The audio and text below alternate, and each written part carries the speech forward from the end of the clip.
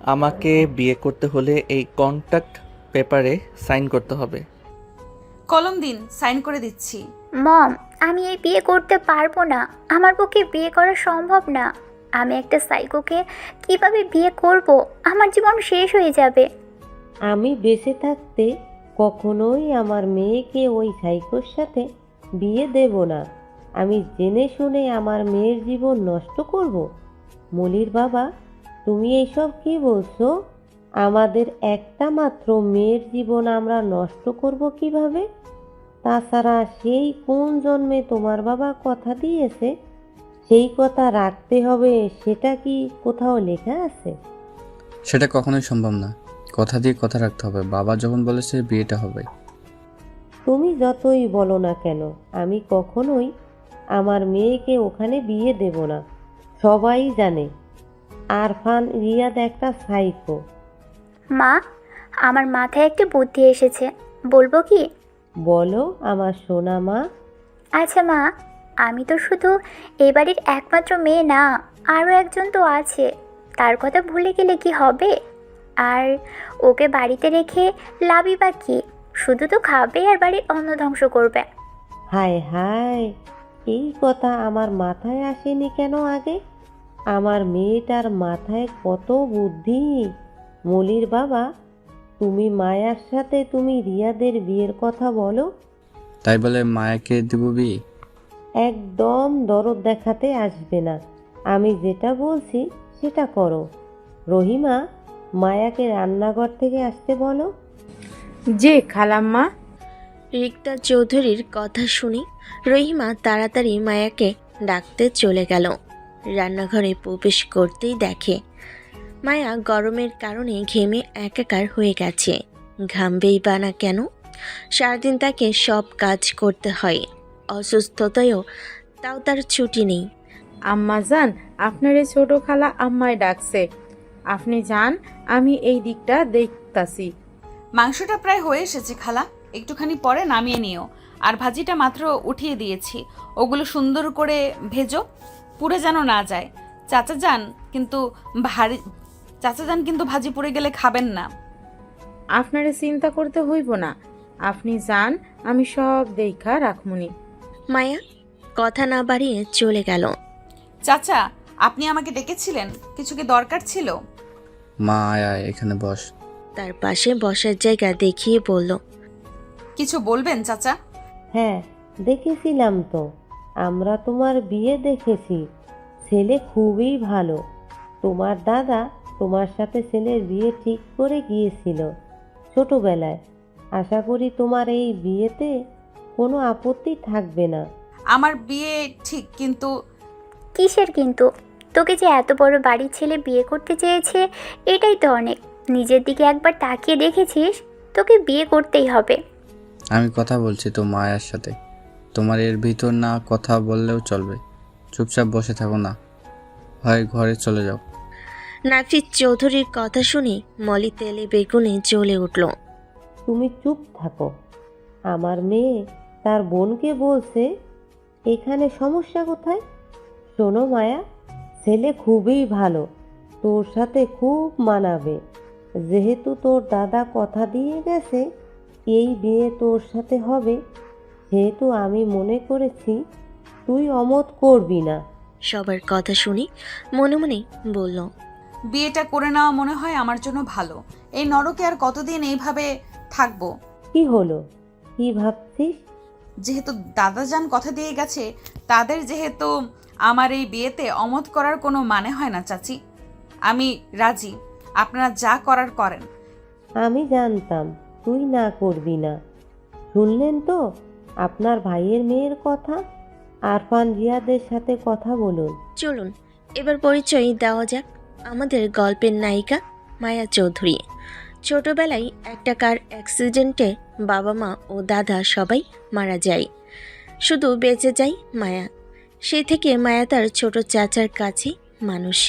মায়া চাচা তাকে ভালোবাসলেও চাচির কারণে খুব একটা প্রকাশ করতে পারে না সেই ভালোবাসা। আর বাকিটুকু গল্পে জানতে পারবেন। আম্মা যান, আপনি কি এই বিয়াতে রাজি হয়েছেন? আপনি রাজি হইয়েন না। ছেলে ভালা না, আমি সবাইরে কথা কইতে শুনছি। সেই জন্যই তো আপনার সাথে বিয়া দিতে চাইতাছে। আপনার জীবন নষ্ট কইরেন না। খালা, আমি দাদাজানের কথা রাখবো। আর রইল সুখের কথা, এইখানেই বা আমি কত সুখে আছি। আমি তো সেই আমার ভাগ্যের উপর সব কিছু ছেড়ে দিয়েছি। এখন আর আমার কোনো চাওয়া পাওয়া নেই। জীবনের খাতায় আমি শূন্য। দেখি ভাগ্য আমাকে কোন দিকে নিয়ে যায়।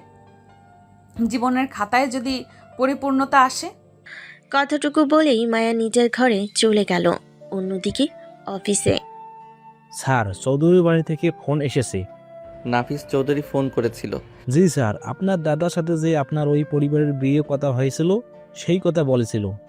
নাফিস চৌধুরীকে ফোন দিয়ে বল আমি মেয়ের সাথে আলাদাভাবে দেখা করতে চাই। ঠিকানা আমি দিও, সেখানে জানি ঠিক সময়। জি স্যার, আপনি কোনো চিন্তা করবেন না। অতীত রিয়াদের বাবা আশরাফ হোসেন ছিলেন রিয়াদের মতো সাইকো বলে চলে। এটা তাদের বংশগত রোগ। আশরাফ হোসেন ও রিয়াদের মা আনিকাকে সবসময় ঘরবন্দি করে রাখতেন। বাহিরের কোনো মানুষের সাথে মিশতে দিতেন না। মা, আমার থেকে দূরে যা, তুইও তোর বাবা দাদাদের মতোই হবি। তোরা সমস্ত পরিবারই সাইকো। আমি কেন এই নরকে এসে পড়লাম? আল্লাহ, আমি তোমার কাছে কি পাপ করেছিলাম? তুইও সাইকো হবি। তোকে কেউ ভালোবাসে না, কেউ ভালোবাসবে না। স্যার, আপনি কি ভাবছেন? কখন থেকে ডাকতাছি? হ্যাঁ হ্যাঁ, বলো বলো। স্যার, আমরা রেস্টুরেন্টে পৌঁছে গেছি, গাড়ি থেকে নামেন। সে কখন থেকে আপনাকে ডাকতাছি, আপনি শুনতেই পাচ্ছেন না? ও, বলে রিয়াদ গাড়ি থেকে নেমে রেস্টুরেন্টের ভিতরে চলে গেল। মায়া কোথায় যাচ্ছ? আপনি তো বলেছিলেন চাচু যে আজকে ওনার সাথে দেখা করতে হবে। ও হ্যাঁ, আমার তো মনে ছিল না। আমি ড্রাইভারকে বলে দিচ্ছি, তুমি গাড়ি নিয়ে যাও। না না চাচু, আমার প্রয়োজন নেই, আমি রিক্সা করে যেতে পারবো। মায়ের বেশি কথা বাড়ালো না, গাড়ি নিয়ে চলে গেল রেস্টুরেন্টের উদ্দেশ্যে। রেস্টুরেন্টের ভিতরে গিয়ে 331 নম্বর টেবিল খুঁজতে লাগলো। আশেপাশে কোথাও না দেখে ওয়েটারকে জিজ্ঞেস করতে ওয়েটার বলল, ম্যাম, 331 নম্বর টেবিল তো ভিআইপি কাস্টমারদের জন্য, এখানে পাবেন না। তাহলে কোথায়? সামনের সিঁড়ি দিয়ে দোতলায় চলে যান। দোতলায় ওঠার পরে সোজা গেলেই হাতের বাঁ পাশে দেখবেন 331 নম্বর রুম আছে, ওইটাই 331 নম্বর টেবিল। ধন্যবাদ। ওয়েটারের কথা মতো গিয়ে দেখলো রুমের সামনে আশিক দাঁড়িয়ে আছে। আশিক মায়াকে দেখেই বলল, আপনি নিশ্চয়ই মায়া ম্যাম। জি। স্যার ভিতরে আছে, আপনার জন্য ওয়েট করেছে, আপনি ভিতরে যান। আশিকের কথা শুনে মায়া দরজা খুলে ভেতরে প্রবেশ করার জন্য অনুমতি চাইল। আমি কি ভেতরে আসবো মিস্টার রিয়াদ? হঠাৎ করেই এক সুমিষ্ট কণ্ঠ কানে আসতেই রিয়াদ দরজার দিকে ফিরে তাকালো। সাথে সাথে যেন তার হার্টবিট থমকে গেল। পরনের সাদা শাড়ি পরিহিতা এক শুভ্র পরী। মনে হচ্ছে সাদা রংটা এই মায়াবতীর জন্যই বানানো। কৃষ্ণবরণ চোখ দুটোই কাজল দেওয়া। মনে হচ্ছে রিয়াদ সেই চোখের অতলে ডুবে মরবে। এই যে এক্সকিউজ মি মিস্টার রিয়াদ, আমার কথা কি শুনতে পাচ্ছেন? হ্যাঁ, বসুন বসুন। মায়া চেয়ারে বসা মাত্রই রিয়াদ কোনো ভনিতা ছাড়াই মায়ের দিকে একটা এগ্রিমেন্টের কাগজ এগিয়ে দিল। এটা কিসের কাগজ? খুললেই দেখতে পাবেন। মায়া কাগজটা খুলতেই কিছুটা অবাক হয়ে গেল, তবে প্রকাশ করল না। বিষয়টা তার কাছে স্বাভাবিক মনে হচ্ছে, কারণ রিয়াদ সম্পর্কে অবগত। এগুলো কি? এগুলো কি মানে? এগ্রিমেন্টের পেপার, অবশ্যই আমাদের বিয়ের এগ্রিমেন্ট। ভালো করে পড়ুন, কি কি শর্ত লেখা আছে। আপনার ভালো না লাগলে আপত্তি জানাতে পারেন। পড়ার প্রয়োজন নেই, যা মনে হয় তাই লেখা থাকুক। কলম দিন, আমি সই করে দিচ্ছি। পরে পস্তাবেন না তো? কিসের জন্য পস্তাবো? আমার জীবন তো এমনিতেই থাকার কিছু বলি নাই। কলম দিন, আমি সই করে দিচ্ছি। মায়ের সিগনেচার করা দেখে রিয়াদ কিছুটা অবাক হলো, কারণ সত্যি সত্যি মায়া এগ্রিমেন্ট পড়েনি, না পড়েই সিগনেচার করে দিয়েছে। মায়া বেশিক্ষণ দেরি না করে উঠে চলে গেল। রিয়াদ মায়ের যাওয়ার দিকে তাকিয়ে রইল। স্যার, ম্যাডাম তো চলে গেছে। স্যার, আমার কথায় কি শুনতে পাচ্ছেন? হ্যাঁ, শুনতে পাচ্ছি। গাধার মতো আর তোমাকে চেঁচাতে হবে না। স্যার, মিটিং আছে, মিটিংয়ে যেতে হবে। আশিকের কথা মতো রিয়াদ মিটিংয়ের উদ্দেশ্যে রওনা দিল অন্যদিকে। কি তুই গ্রেট রিয়াদ খানকে বিয়ে করেছিস? আল্লাহ, তুই কি ওদের হিস্ট্রি জানিস? উনি একজন মাফিয়া বললেই চলে। তোর কি নিজের জীবনের পরোয়া নেই? উনি একটা সাইকো, সেটা সবাই জানে। তুই কি জানিস কাকলি, ভালোবাসা দিয়ে সব কিছু ঠিক করা যায়। আমি চাই আমি আমার ভালোবাসা দিয়ে তাকে আপন করে নিতে। তুই ভুল ভাবছিস মায়া। একজন সুস্থ মানুষকে ভালোবাসা দিয়ে ঠিক করা যায়, কিন্তু একজন সাইকো পাগলকে ভালোবাসা দিয়ে তুই কেমনে ঠিক করবি? তুই কি মনে করিস আমি কি রিয়াদের ব্যাপারে কোনো খোঁজ খবর নেইনি? আমাকে কি এতই কাঁচা মনে হয়? রিয়াদের এই সাইকো একরোখা যা চাই তাই পেতে হবে, এই স্বভাবটা শুধুমাত্র ভালোবাসার অভাবে হয়েছে। সে ছোট থেকে কখনো সেইভাবে কারোর ভালোবাসা পায়নি। খুব ছোটবেলায় তার মা মারা যায়, বাবাও কিছুটা পজিটিভ ছিল, তারপরে তার বাবাও না ফেরার দেশে চলে যায়। শুধু ভরসা তার একটা দাদু ছিল, সেও যখন তার 18 বছর বয়স তাকে ছেড়ে না ফেরার দেশে চলে যায়। আর ওদের এই সাইকো স্বভাবটা ফ্যামিলিগত। আর আমার মনেও হয় না রিয়াদ এতটা সাইকো স্বভাবের। আগে যদি আমি ভালোবাসি ও ঠিক হয়ে যাবে দেখিস। জীবনে ভালোবাসার বড্ড অভাব। আমার জীবনে তো এই জিনিসটার প্রচুর অভাব। থাকি না দুজন দুজনের জন্য। আমাদের জীবন তো কেউ ভালোবাসার নেই, আমাদের জীবনে তো কেউ ভালোবাসার নেই। আমরাই না হয় দুজন দুজনকে ভালোবাসবো, দুজন দুজনের সুখ দুঃখের সাথী হব। জীবনের শেষ সময় পর্যন্ত আমি তার পাশে থাকার চেষ্টা করব। আমি এই নরকটা থেকে বের হয়ে আসতে চাই কাকলি। আমার মনে হয় আমি মানিয়ে নিতে পারবো। আরেকটু মানিয়ে নিয়ে দেখি আল্লাহ তাআলা আমার কপালে সুখ রেখেছি কিনা। আমি তোকে আর কিছু বলবো না, তবে শুধু এটুকুই দোয়া করব আল্লাহর কাছে, তুই জীবনে অনেক কষ্ট পেয়েছিস, আর যেন কষ্ট না পাস। তুই সবসময় সুখী হ। অনেক সুখ দুঃখের কথা হলো, এখন একটু নিজেদের কথায় আলোচনা করি। কয়েকদিন পর কিন্তু ফাইনাল ইয়ার পরীক্ষা। হ্যাঁ, সেটাই তো শুনলাম। আমার তো একদমই প্রিপারেশন ভালো না রে। তুই চিন্তা করিস না, তোর যতই প্রিপারেশন খারাপ থাক, তুই একজন ট্যালেন্টেড স্টুডেন্ট।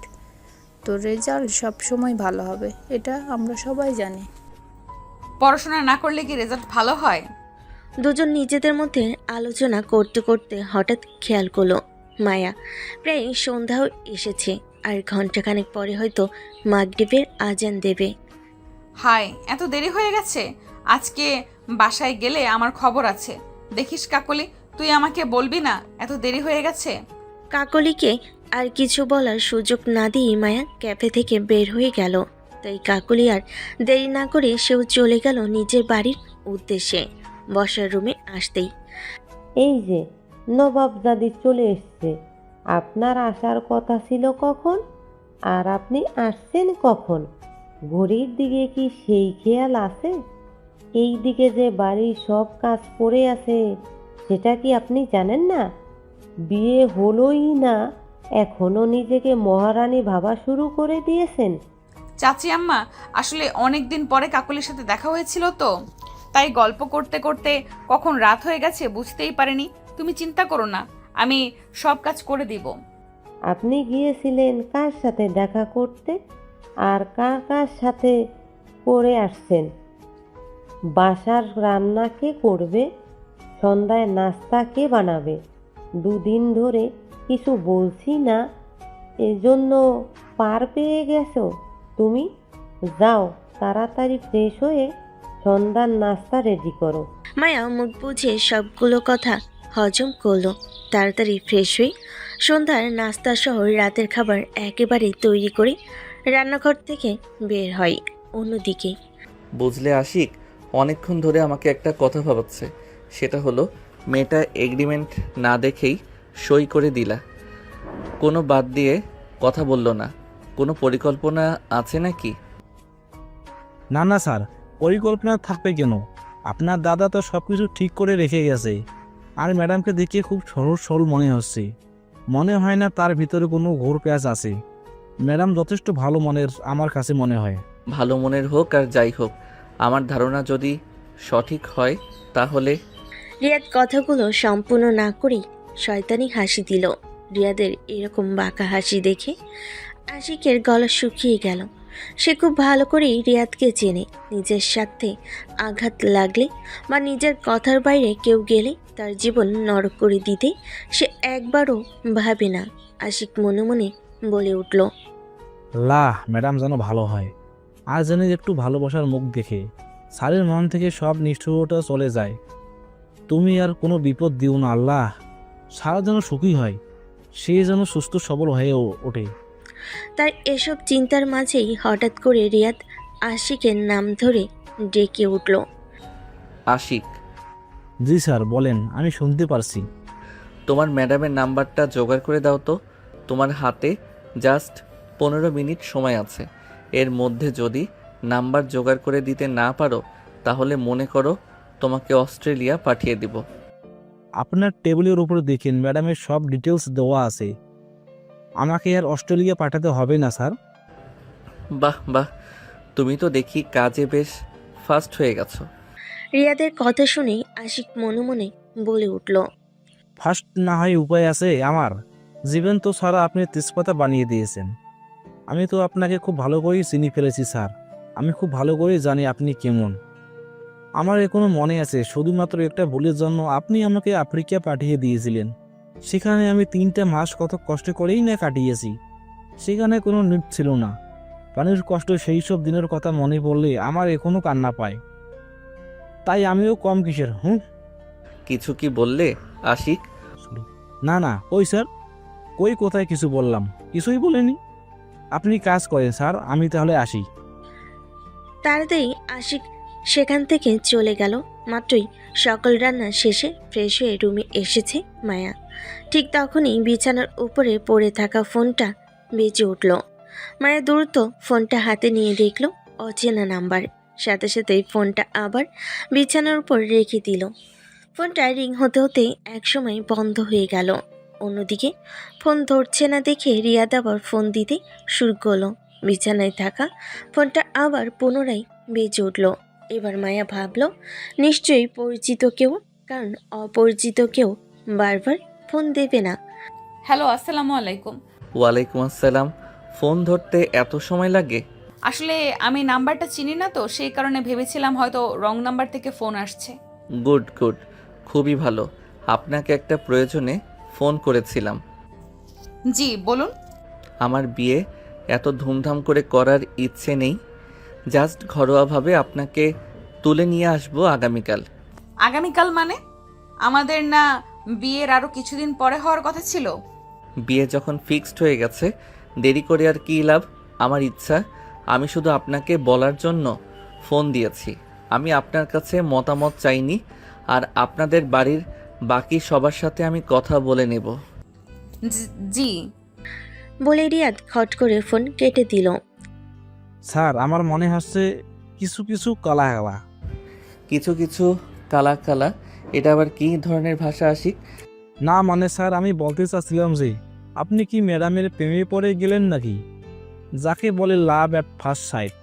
দেখেন না স্যার, আপনি সবার সাথে কেমন রেগে কথা বলেন, আর ম্যাডামের সামনে গেলেই আপনার সব রাগ হাওয়া হয়ে যায়। তুমি বেশি কথা বলো। এ মাসের বোনাস তোমার কেটে নেওয়া হবে। যাও এখান থেকে। না স্যার প্লিজ, আমি আর কোনো কথা বলবো না স্যার। প্লিজ আমার বোনাস কাট করবেন না স্যার। আমি এক অসহায় আপনার সেক্রেটারি। প্লিজ স্যার, আমার বোনাস কাট করবেন না স্যার। আমার সামনে থেকে যাবে নাকি তোমার বেতনটাও কাট করে নেব? আশিককে আর পাইকে সে এক দৌড়ে কেবিন থেকে বের হয়ে চলে গেল।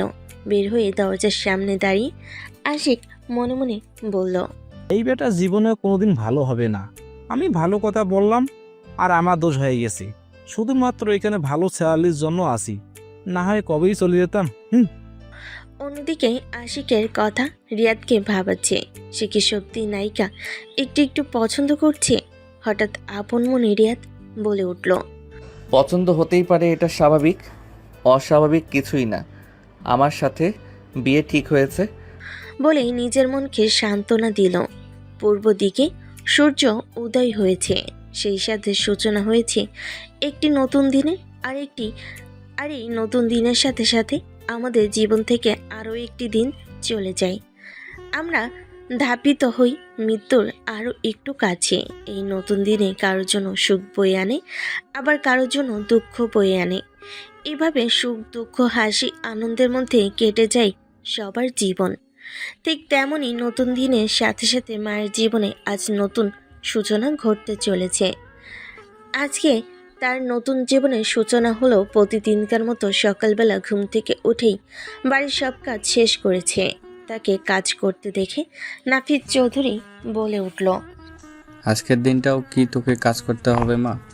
যা ঘরে গিয়ে রেস্ট নে, আজকে তোকে কাজ করতে হবে না। রহিমা আছে, আজকেও সব কাজ করে নেবে।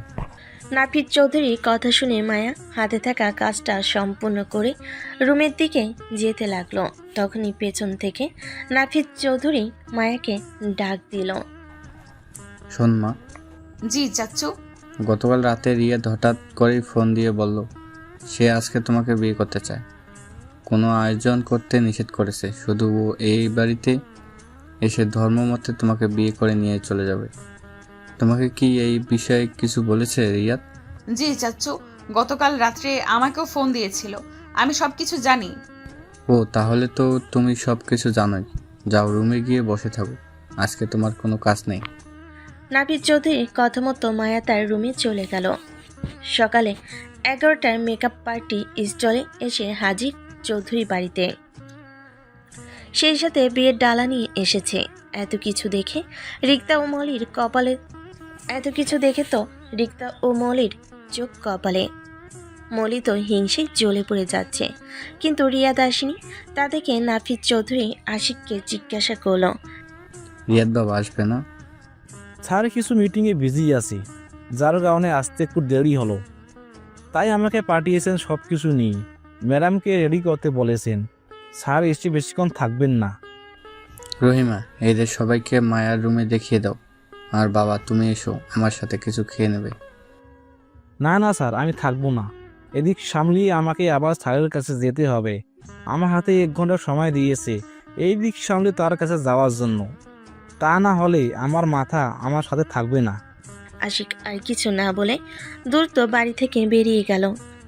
মা দেখেছো কত কিছু এনেছে? বানরের গলায় কি মুক্তার মালা মানাবে? শুধুমাত্র আমার জন্য এত কিছু পাচ্ছিও। আমি এর থেকেও তোমাকে বড় ঘরে বিয়ে দেব। এই সাইকো পাগলের সাথে থাকলে জীবন নরক হয়ে যাবে তোমার। ওকে যেভাবে সাজিয়ে নিয়ে যাচ্ছে ঠিক সেইভাবে ছুঁড়ে ফেলে দেবে। বলে দুই মা মেয়ে হাসতে লাগলো। অথচ তারা ভুলে গেছে হয়তো দুঃখের পরে জীবনে একটা সুখ আসবেই। সন্ধ্যা 7টায় কাজী সহ রিয়াদরা এসে হাজির চৌধুরী বাড়িতে। অন্যদিকে পার্লারে মেয়েরাও মায়াকে সাজিয়ে চলে গেছে একটু আগে। বাবা তুমি এসেছো, বসো। আমি খুব বেশি কথা বলতে চাচ্ছি না, মায়াকে নিয়ে আসুন। আমি বেশিক্ষণ থাকবো না, তাড়াতাড়ি বিয়েটা হয়ে গেলে চলে যাবে এখান থেকে। বাবা এটা কেমন কথা? বিয়ের একটা দিন খাওয়া দাওয়া না করে, কোন নিয়ম নীতি না মেনে বিয়ে করেই চলে যাবে? কিসের নিয়ম নীতি আঙ্কেল? আমি তো বলেছি শুধু ঘরোয়াভাবে বিয়ে করে নিয়ে চলে যাব মায়াকে। আমি খুব বেশি কথা শুনতে চাচ্ছি না। নাফিস চৌধুরী আর বেশি কথা বাড়ালো না। সে রহিমাকে আদেশ দিল মায়াকে তার রুমে নিয়ে আসতে। অন্যদিকে রিয়াদ সবাই বসে আছে। মায়াকে আসতে দেখে তার দিকে তাকাতেই রিয়াদের পুরো পৃথিবী যেন থমকে গেল, যেন আকাশ থেকে নেমে আসা কোনো হুর।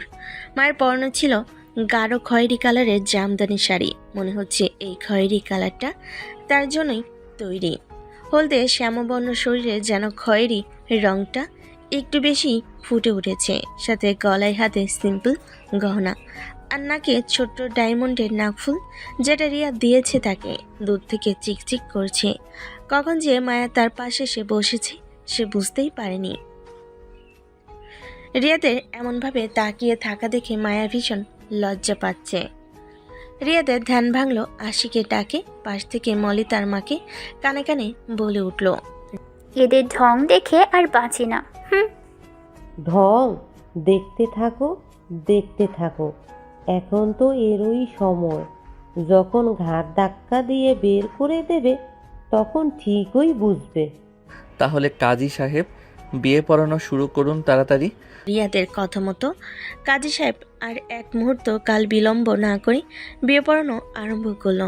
দুজনকে কবুল বলতে বলার সাথে সাথেই দুজনেই কবুল করে তাড়াতাড়ি বলে দিল। দুজনেই তাড়াতাড়ি করে কবুল বলে দিল। একদিকে রিয়াদ এই বিয়ে পড়ানো শেষ হলে বাঁচে, আর অন্যদিকে মায়ের মনে ছিল এই নরক থেকে চলে যেতে পারলে সে বাঁচে। বিয়ে পড়ানো শেষ হতেই আশিক সবার হাতে হাতে খেজুর আর খুরমা দিল। কাজীকে আশিক বিদায় করে দিয়ে ড্রয়িং রুমে আসতেই রিয়াদ বলে উঠল, তাহলে আমাদের এখন যাওয়া দরকার নাফিস সাহেব। এখনই চলে যাব বাবা? হ্যাঁ, দেরি করার কোনো তো কারণ খুঁজে পাচ্ছি না। বলে মায়ের হাত ধরে সদর দরজার দিকে এগিয়ে যেতে লাগলো। মায়া রিয়াদের হাতটা ছাড়িয়ে নিয়ে বলল, আমার তো কেউ নেই, চাচুর থেকে একটু বিদায় নিয়ে আসি। এই একটা মানুষই আমাকে নিঃস্বার্থভাবে ভালোবাসে। হয়তো কখনো প্রকাশ করতে পারেনি তার ভালোবাসা, কিন্তু আমি বুঝি সে আমাকে খুব ভালোবাসে। ঠিক আছে, আমি গাড়ির কাছে আছি, তুমি আপনার চাচার থেকে বিদায় নিয়ে আসেন। বলে মায়ের হাতটা ছেড়ে দিল রিয়াদ। মায়া নাফিস চৌধুরীর কাছে যেতেই তিনি মায়ের মাথায় হাত রাখলেন। কান্না জড়িত কণ্ঠে বলে উঠল, সুখী হও মা আমার। তোর এই অভাগার চাচা তোর জন্য কিছুই করতে পারলো না। এই চাচাকে তুই মাফ করে দিস। এমন করে বলছো কেন চাচ্চু? তুমি না থাকলে আমার কি হতো? সেই ছোট থেকে তুমি আমাকে এত বড় করেছো। তুমি না থাকলে হয়তো এতদিন আমার অস্তিত্বটাই থাকতো না। তোমার আবার কিসের মাপ? তুমি তুমি তো আমার কাছে কোনো ভুল করনি। নাফিস চৌধুরী মায়ের হাত ধরে মায়াকে গাড়ির পাশে নিয়ে আসলো। সেখানে রিয়াদ দাঁড়িয়ে ছিল। মায়ের হাতটা রিয়াদের হাতে দিয়ে নাফিস চৌধুরী বলে উঠল, বাবা তুমি আমার একটা ছোট মেয়েটাকে দেখে রেখো। ছোট থেকে কোনো আদর যত্ন ভালোবাসাও তেমন পাইনি। আমার মেয়েটাকে তুমি কখনো কষ্ট দিও না। রিয়াদ এক কথাই জি বলে মায়ের হাত ধরে গাড়িতে উঠে পড়ল। রিয়াদ ইশারা করতে গাড়ি স্টার্ট দিল ড্রাইভার। গাড়ির চোখের আড়াল হতেই নাফিস চৌধুরী চলে গেল বাড়ির ভিতরে। মায়া গাড়ির ভিতর চুপচাপ বসে আছে বলেও ভুল হবে। কান্না করছে কিন্তু কোনো শব্দ হচ্ছে না। যতই হোক আলাদা একটা টান তো থাকবেই। রিয়াদ একবার মায়ের দিকে তাকিয়ে আবার নিজের মতো বসে রইল। মায়াকে তার নিজের মতো থাকতে দিল। খানবাড়িতে আসতে আসতে প্রায় রাত 10টা বেজে গেল। বাড়ির ভেতরে প্রবেশ করতেই কতগুলো সার্ভেন্ট মায়াকে মাথা নিচু করে সম্মান জানালো। মায়ের চারিদিকে তাকিয়ে সব কিছু লক্ষ্য করলো। দেখলো এখানে শুধু তারা দুজনে, বাড়ির লোক আর কেউ নেই। অবশ্য সে জানে রিয়াদের কেউ নেই। রিয়াদ মায়াকে নিয়ে রুমে প্রবেশ করতে অবাক হয়ে গেল। মায়া কিছুটা অপ্রস্তুত হয়ে গেল। আজকে যেহেতু তাদের ফার্স্ট নাইট, সেক্ষেত্রে রিয়াদের রুমটা সেভাবেই সাজানো। রিয়াদের বুঝতে 1 মিনিটও বাকি রইল না যে এটা আশিকের কাজ। হঠাৎ করে রিয়াদের ফোন বেজে উঠল। ফোনে ওপাশ থেকে রিয়াদকে কিছু বলার সুযোগ না দিয়ে আশিক বলে উঠল, স্যার, আশা করি আমার উপকারটা আপনার ভালো লেগেছে। এনজয়। যেভাবে ফোন দিয়েছিল ঠিক সেভাবেই ফোনটা হুট করে কেটে দিল। রিয়াদকে কিছু বলার সুযোগ না দিয়ে মায়া গিয়ে বিছানার এক কোণে বসে পড়ল। রিয়াদ একটু মায়ের কাছে গিয়ে বলে উঠল, আপনি ওয়াশরুমে গিয়ে ফ্রেশ হয়ে আসুন, আমি ততক্ষণে ঘরটা পরিষ্কার করে নিচ্ছি। মায়া ফ্রেশ হতে যাওয়ার জন্য উঠে দাঁড়াতেই রিয়াদের সাথে ধাক্কা খেয়ে দুজনেই একসাথে বিছানার উপর পড়ে গেল। রিয়াদ মোহ আচ্ছন্ন চোখে মায়ের দিকে তাকিয়ে রইল। আর মায়া তো সেই পড়ে যাওয়ার ভয়ে এখনো চোখ বন্ধ করে আছে। রিয়াদ মায়ের মুখের উপরে পড়ে থাকা চুলগুলো আলতো হাতে সরিয়ে দিল। পুরুষালী স্পর্শ পেতেই মায়ার সমস্ত শরীর কেঁপে উঠল। সেই সাথে এক ঝটকায় বন্ধ চোখ খুলে ফেলল। মনে হচ্ছে দুজনেই মহা আচ্ছন্ন হয়ে যাচ্ছে। এটা হয়তো কবুল বলার শক্তি। রিয়াদ যেন মায়ের গোলাপি ঠোঁট দুটো দেখে নিজেকে আটকে রাখতে পারল না। যেন মায়ের ওই গোলাপি ঠোঁট দুটো রিয়াদকে খুব টানছে। আমাকে তো নিজের করে নেয়, আর এভাবে ডাকলে কি না সাড়া না দিয়ে থাকা যায়? রিয়াদও এক মুহূর্ত দেরি না করে মায়ের গোলাপি রাঙা ঠোঁট দুটো নিজের ঠোঁট দ্বারা আঁকড়ে ধরল। মায়া তার চোখ দুটো আবার বন্ধ করে দিল। সেই সাথে সেও রিয়াদের সাথে তাল মেলাতে আরম্ভ করলো। রিয়াদ যেন আর একটু সায় পেল, আরও গভীরভাবে মায়ের ঠোঁট দুটো নিজের আয়ত্ত করে নিল। তার কাছে মনে হচ্ছে সে কোনো চকলেট খাচ্ছে। হঠাৎ নিজের জ্ঞান ফিরতে রিয়াদ এক ঝটকায় মায়ের উপর থেকে তাড়াতাড়ি করে উঠে বসে পড়ল। রিয়াদ আমতা আমতা করে বলল, আমি বাইরে যাচ্ছি, তুমি তাড়াতাড়ি ফ্রেশ হয়ে নাও। বলে তাড়াতাড়ি রুম থেকে বের হয়ে গেল। মায়া বেচারিত মাথা নিচু করে বসেছিল, রিয়াদের দিকে আর তাকানি। রিয়াদ চলে যেতে জোরে জোরে কয়েকটা নিঃশ্বাস নিল, তারপর নিজের ব্যাগ থেকে জামা কাপড় নিয়ে ওয়াশরুমে চলে গেল ফ্রেশ হতে। অন্য রুমে ওয়াশরুম থেকে ফ্রেশ হয়ে রুমে চলে আসলো। মায়া এখনও ওয়াশরুম থেকে বের হয়নি, তাই সে তাড়াতাড়ি যতটুকু পারে রুমটা হালকা ক্লিন করলো। এমন সময় সার্ভেন্ট এসে দরজায় নক করলো। স্যার, আপনার রাতের খাবার নিয়ে এসেছি। ওইখানে রেখে দাও, আর হ্যাঁ, এখানে কিছু ফুল আছে, ওগুলো নিয়ে যাও। রিয়াদের কথা মতো সার্ভেন্ট খাবারগুলো রেখে তার পরিষ্কার করা ফুলগুলো নিয়ে চলে গেল। সার্ভেন্ট চলে যেতেই রিয়াদ আবার দরজা আটকে দিল। ঠিক সেই সময় ওয়াশরুম থেকে মায়া বের হয়ে এলো। মায়াকে দেখে রিয়াদের মনে হয় তার একবার হার্ট অ্যাটাক হলো। সরাসরি হার্ট অ্যাটাক না, মিনি হার্ট অ্যাটাক। মেকআপবিহীন মুখ, সেই মুখে বিন্দু বিন্দু পানির কণা, সেই মুখে বিন্দু বিন্দু পানির কণা। চুলগুলো দেখে তো রিয়াদের টাসকি খাওয়ার অবস্থা। ভেজা কোমর পর্যন্ত চুলগুলো তোয়ালে দিয়ে পেঁচানো। মায়ের রিয়াদকে এভাবে তাকিয়ে থাকতে দেখে কিছুটা লজ্জা পেল, কিছুটা না বেশ খানিকটাই লজ্জা পেল। তাই সে খুব খুব করে কেসে উঠল। তার কাশির শব্দে রিয়াদের ধ্যান ভঙ্গ হলো। রিয়াদ মায়ের দিকে তাকিয়ে বলে উঠল, এসো তাড়াতাড়ি খাবারটা খেয়ে নাও, অনেক রাত হয়ে গেছে, নিশ্চয়ই খিদে পেয়েছে। সারাদিন মনে হয় তেমন কিছু খাওয়া হয়নি। মায়ের কিছু না বলে তাড়াতাড়ি খাবার খেতে বসে পড়ল। সত্যি তার ভীষণ খিদে পেয়েছে। সারাদিন তেমনভাবে খাওয়া হয়নি, খাওয়া হবেই বা কেমন করে? নতুন জীবনে পা রাখতে যাচ্ছে, সবরই একটা টেনশন থাকে। কিন্তু তার তো আপন বলতে কেউ ছিল না বাড়িতে যে তার খোঁজ খবর নেবে। একবার রহিমা খালা একটু জোর জবরদস্তি করে 2-3 লোকমা খাইয়ে দিয়েছিল, তারপর থেকে আর পেটে কিছুই পড়েনি। তাই খিদে লাগাটা স্বাভাবিক। রিয়াদ শুধু তাকিয়ে থেকে মায়ের খাওয়া দেখল, সে খাবার খেলো না। মায়ের খাওয়া যখন প্রায় শেষের দিকে, তখন রিয়াদ উঠে বিছানায় বসে পড়ল। মায়ের তার খাওয়া শেষে প্লেটগুলো গুছিয়ে রেখে দিল। একটু পর সার্ভেন্ট এসে সেগুলো নিয়ে চলে গেল। রিয়াদ বিছানায় আপন মনে শুয়ে আছে, কিন্তু মায়া বিছানার এক কোণে চুপচাপ দাঁড়িয়ে আছে। তাকে এভাবে দাঁড়িয়ে থাকতে দেখে রিয়াদ বলে উঠল, এভাবে খাম্বার মতো দাঁড়িয়ে আছো কেন? এত বড় বিছানায় দুজন ইজিভাবে ঘুমানো যাবে। এটা নাটক সিনেমা না যে একজন নিচে থাকবে একজন উপরে থাকবে।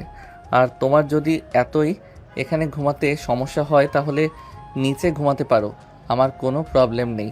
রিয়াদের এমন কাট কথা শুনে মায়া রিয়াদের আড়ালে মুখ ভেঙ্গালো। তারপর কিছু না বলে রিয়াদের পাশে শুয়ে পড়ল। মায়া শুয়ে পড়া দেখে রিয়াদ রুমের লাইট অফ করে দিল। সাথে সাথে মায়া চমকে উঠে রিয়াদকে জড়িয়ে ধরল। মায়াকে এমন ভয় পেতে দেখে রিয়াদ বলল, কি হলো? প্লিজ লাইট বন্ধ করবেন না, আমার ভয় লাগে। পিচ্চি মানুষ, এই জন্য অন্ধকারে ভয় লাগে? ভূত এসে ঘাড় মোটকে দেবে। আমি মোটেও পিচ্ছি না, আমার বয়স 21+, আর আমি মোটেও ভূত থেকে ভয় পাই না। হ্যাঁ, সেটা নমুনা তো আমি দেখতেই পাচ্ছি। আপনি ভূতে ভয় পান কি না পান, আপনি আমার কাছে পিচ্চি। আমি তোমার থেকে গুণে গুণে 7 বছরের বড়, সেই ক্ষেত্রে তুমি আমার কাছে পিচ্চি। মোটেও আমি পিচ্ছি না, আপনি বুইড়া বেটা। আমিও কথা বলতে পারবো না, ঘরের লাইট জ্বালিয়ে দিন, আমি লাইট ছাড়া ঘুমাতে পারি না। আর আমার লাইট দেওয়া থাকলে ঘুম আসে না, ডিম লাইট জ্বালিয়ে দিচ্ছি, চলবে কি? জি, সমস্যা নেই, যে কোনো লাইট হলেই আমার চলবে। রিয়াদ হাতে থাকা রিমোটটা দিয়ে ডিম লাইট জ্বালিয়ে দিল। এতক্ষণে দুজনে খেয়াল হলো দুজনেই এতটা কাছাকাছি যে ধরতে গেলে মায়া রিয়াদের বুকের পাশে। হঠাৎ রিয়াদের সমস্ত শরীর ঘামতে আরম্ভ করলো। নিজেকে কন্ট্রোল করতে খুব বেশি বেগ পেতে হচ্ছে তাকে। হঠাৎ মায়া বলে উঠল, আপনি এভাবে ঘামছেন কেন? আপনার কি খুব বেশি গরম লাগছে? এসির পাওয়ার কি আরো কমিয়ে দেব? কিন্তু আমার তো শীত লাগছে, নাকি আপনার শরীর খারাপ করলো? বলেই মায়া রিয়াদের কপালে হাত রাখলো, কিন্তু তার কাছে মনে হলো সব কিছু ঠিকই আছে। না তো, আপনার শরীরের তাপমাত্রা তো ঠিকই আছে। তাহলে কি হলো? মায়াকে আর কিছু বলার সুযোগ না দিয়ে এক ঝটকায় মায়ের উপর উঠে গেল। তুমি কি বোঝো না? ঠিক এত কাছে একটা মেয়ে যদি ছেলের কাছে আসে তাহলে তার অবস্থা কি হবে, তার মনের ভিতর কি হচ্ছে। মায়া কিছুটা ভরকালো, কিন্তু সেই রিয়াদের কথার আগামাতায় কিছুই বুঝতে পারছে না। সে আবার অবুঝের মতন প্রশ্ন করলো, আপনার চোখ, মুখ, কান এমন লাল হয়ে গেছে কেন? নেশা টেশা করেছেন নাকি? হ্যাঁ, নেশা তো হয়েছে, তবে এই নেশা সেই নেশা না। তোমাকে আমি বুঝিয়ে দিচ্ছি, আর একটু পরে তোমারও নাক কান লাল হবে। বলে রিয়াদ মায়ের কোমল নরম ঠোঁট নিজের ঠোঁট দ্বারা আবিষ্ট করে ফেল। তার কাছে মনে হচ্ছে সে কোনো চকলেট খাচ্ছে, যেন এই ঠোঁটে অমৃত সুধা আছে। রিয়াদ মায়ের ঠোঁট দুটোকে চকলেটের মতো চিবুতে আরম্ভ করলো। প্রায় 20 মিনিট পর যখন দুজনের দম বন্ধ হয়ে আসার উপক্রম, তখন মায়া বহু কষ্টে রিয়াদকে ধাক্কা দিয়ে সরল। এখন নিশ্চয়ই বুঝতে পারছো আমি কেন ঘামছিলাম, আমার মুখ নাক কান কেন এত লাল হচ্ছিল। ঠিক এখন যে কারণে তোমার নাক কান মুখ লাল হয়েছে, ঠিক সেই কারণেই তোমার নাক কান মুখ লাল হয়েছিল। মায়া মনে হয় এখন সব কিছু মনে করতে পারলো। এখন সে বুঝতে পারছে আসল কাহিনী। সে এত গাধা ভাবতেই নিজের মাথা নিজেই বাড়ি দিতে ইচ্ছে করলো। বেচারি ভীষণ লজ্জায় পেয়ে গেছে নিজের কথায়। আমি কিছু জানি না। আমি ঘুমোতে ইচ্ছে করছে, প্রচন্ড রকমের ঘুম ধরেছে। আমাকে ঘুমাতে দিন, সরে যান আমার উপর থেকে। আপনি কি ভারী? আমার মতো ছোটখাটো চিকনা মানুষ আপনার ওজনে ভর্তা হয়ে গেল, সেটা কি খেয়াল করেছেন আপনি? মায়ের কথা শুনে রিয়াদ তার কানে কাছে গিয়ে ফিস ফিস করে বলে উঠল, ভর্তা তো করে ফেলবো, শুধু ভর্তা করব না, একদম পিষে ফেলবো আমার আদরে। রিয়াদের এমন ফিস ফিস কথাই তার সমস্ত শরীর কেঁপে উঠল। মায়ের নিজেকে খুব করে সংযত করতে চাচ্ছে, কিন্তু পারছে না। পারবে বা কেমন করে? সেও তো একটা নারী, প্রাপ্তবয়স্ক নারী। একজন বিপদলিঙ্গ পাশে থাকলে অনুভূতি তো হবেই। তারও কিছু চাও পাওয়ার ইচ্ছা আকাঙ্ক্ষা আছে। একদিকে এই চাও পাওয়া, অন্যদিকে মনের ভিতর অজানা ভয়। মাইকে কিছু একটা ভাবতে দেখে রিয়াদ তার গলায় ঘাড়ে ছোট ছোট চুমু এঁকে দিতে লাগলো। মায়ের হাত দুটো আপনা আপনি রিয়াদের চুলগুলো খামচে ধরল। এতে যেন রিয়াদ আরও পাগল হয়ে উঠল। তার কিস করার গতি আরও বাড়ল। তার পরনে থাকা শার্ট খুলে ছুঁড়ে মারল ফ্লোরে। বেচারা শার্ট অবহেলায় পড়ে রইল সেখানে। মায়া রিয়াদের পিঠে নিজের নখগুলো বসিয়ে দিল। রিয়াদ যেন এবার আরও পাগল হলো। এবার মায়ের পরনে থাকা 3 পিস একটানে টেনে ছিঁড়ে ফেল। এদের ঠোঁট দুটো একটু নিচে নামতে মায়া রিয়াদকে থামিয়ে বলে উঠল, ভীষণ ভয় লাগছে। একটু ভয় নেই, আমি আছি না, একটু ব্যথা হবে না। রাত যত গভীর হচ্ছে, ভালোবাসার তাণ্ডব ততই বেড়ে চলেছে। সকালে সূর্য আলোর মুখে এসে পড়তেই মায়ের ঘুম ভেঙে গেল। একটুখানি ওঠার চেষ্টা করতেই তার সমস্ত শরীর ব্যথায় মনে হয় শেষ হয়ে যাচ্ছে। তার উপর রিয়াদ তাকে এখনো আষ্টে পৃষ্ঠে ধরে নিশ্চিন্তে ঘুমাচ্ছে। পিঁপড়ের শরীরের উপর যদি জলহস্তি ওঠে, সে তো ব্যথা পাবেই, এটাই স্বাভাবিক। মায়া রিয়াদকে কয়েকবার ধাক্কা দিল, তবু সেই রিয়াদকে একটু নড়াতে পারল না, বরঞ্চ রিয়াদ আরও আষ্টে পৃষ্ঠে জড়িয়ে ধরল মায়াকে। মায়ের তো এখন নিঃশ্বাস বের হওয়ার উপক্রম, মনে হচ্ছে তা এখন যান বের হয়ে যাবে। মায়া অনেক কষ্টে বলে উঠল, আমাকে ছাড়ুন, তা না হলে আমি একটু পরে আল্লাহর প্রিয় হয়ে যাব। আমার দম বন্ধ হয়ে আসছে, প্লিজ ছাড়ুন। মায়ের কথা শুনে রিয়াদ তড়িঘড়ি করে উঠে বিছানার উপর বসে পড়ল। চলো ফ্রেশ হবে, নিশ্চয়ই অনেক অসুস্থ লাগছে শরীর। রিয়াদের কথা শুনে মায়ের লজ্জে শেষ। তার পরনে মাত্র রিয়াদের একটা টি শার্ট, যেটা মায়ের হাঁটু পর্যন্ত। মায়া একটু ওঠার চেষ্টা করতেই তার মনে হচ্ছে শরীরের প্রত্যেকটা অঙ্গ প্রত্যঙ্গ কোনো বিষাক্ত জিনিস কামড়াচ্ছে। সে ব্যথায় একটু নড়তে পারছে না। ব্যথায় চোখ মুখ খিঁচে নিল।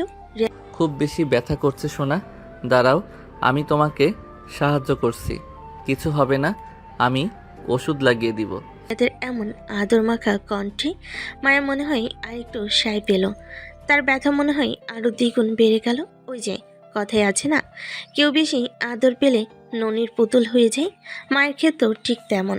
রিয়াদের এমন আদর মাখা কণ্ঠ শুনে সে এবার সত্যি সত্যি কান্না করে দিল। সরি সোনা, খুব বেশি ব্যথা করছে, সব আমার ভুল, সব আমার দোষ। আমার তোমাকে এতটা ব্যথা দেওয়া উচিত হয়নি। প্লিজ আমাকে মাফ করে দাও। এভাবে কান্না করো না। তোমাকে এভাবে কান্না করতে দেখলে নিজেকে খুব অপরাধী মনে হবে। রিয়াদ খুব সাবধানে মায়াকে কোলে তুলে নিয়ে ওয়াশরুমে চলে গেল। তারপর নিজের হাতে ফ্রেশ করিয়ে জামা কাপড় চেঞ্জ করিয়ে সোফার এক কোণে বসিয়ে দিল। মায়ের এখনো ফুকরানোর শব্দ শোনা যাচ্ছে। তাড়াতাড়ি বেডশিট চেঞ্জ করে রিয়াদ মায়াকে বিছানায় শুয়ে দিল। শুয়ে থাকা অবস্থাতেই চুলগুলো হেয়ার ড্রাই দিয়ে যত্ন সহকারে শুকিয়ে দিল।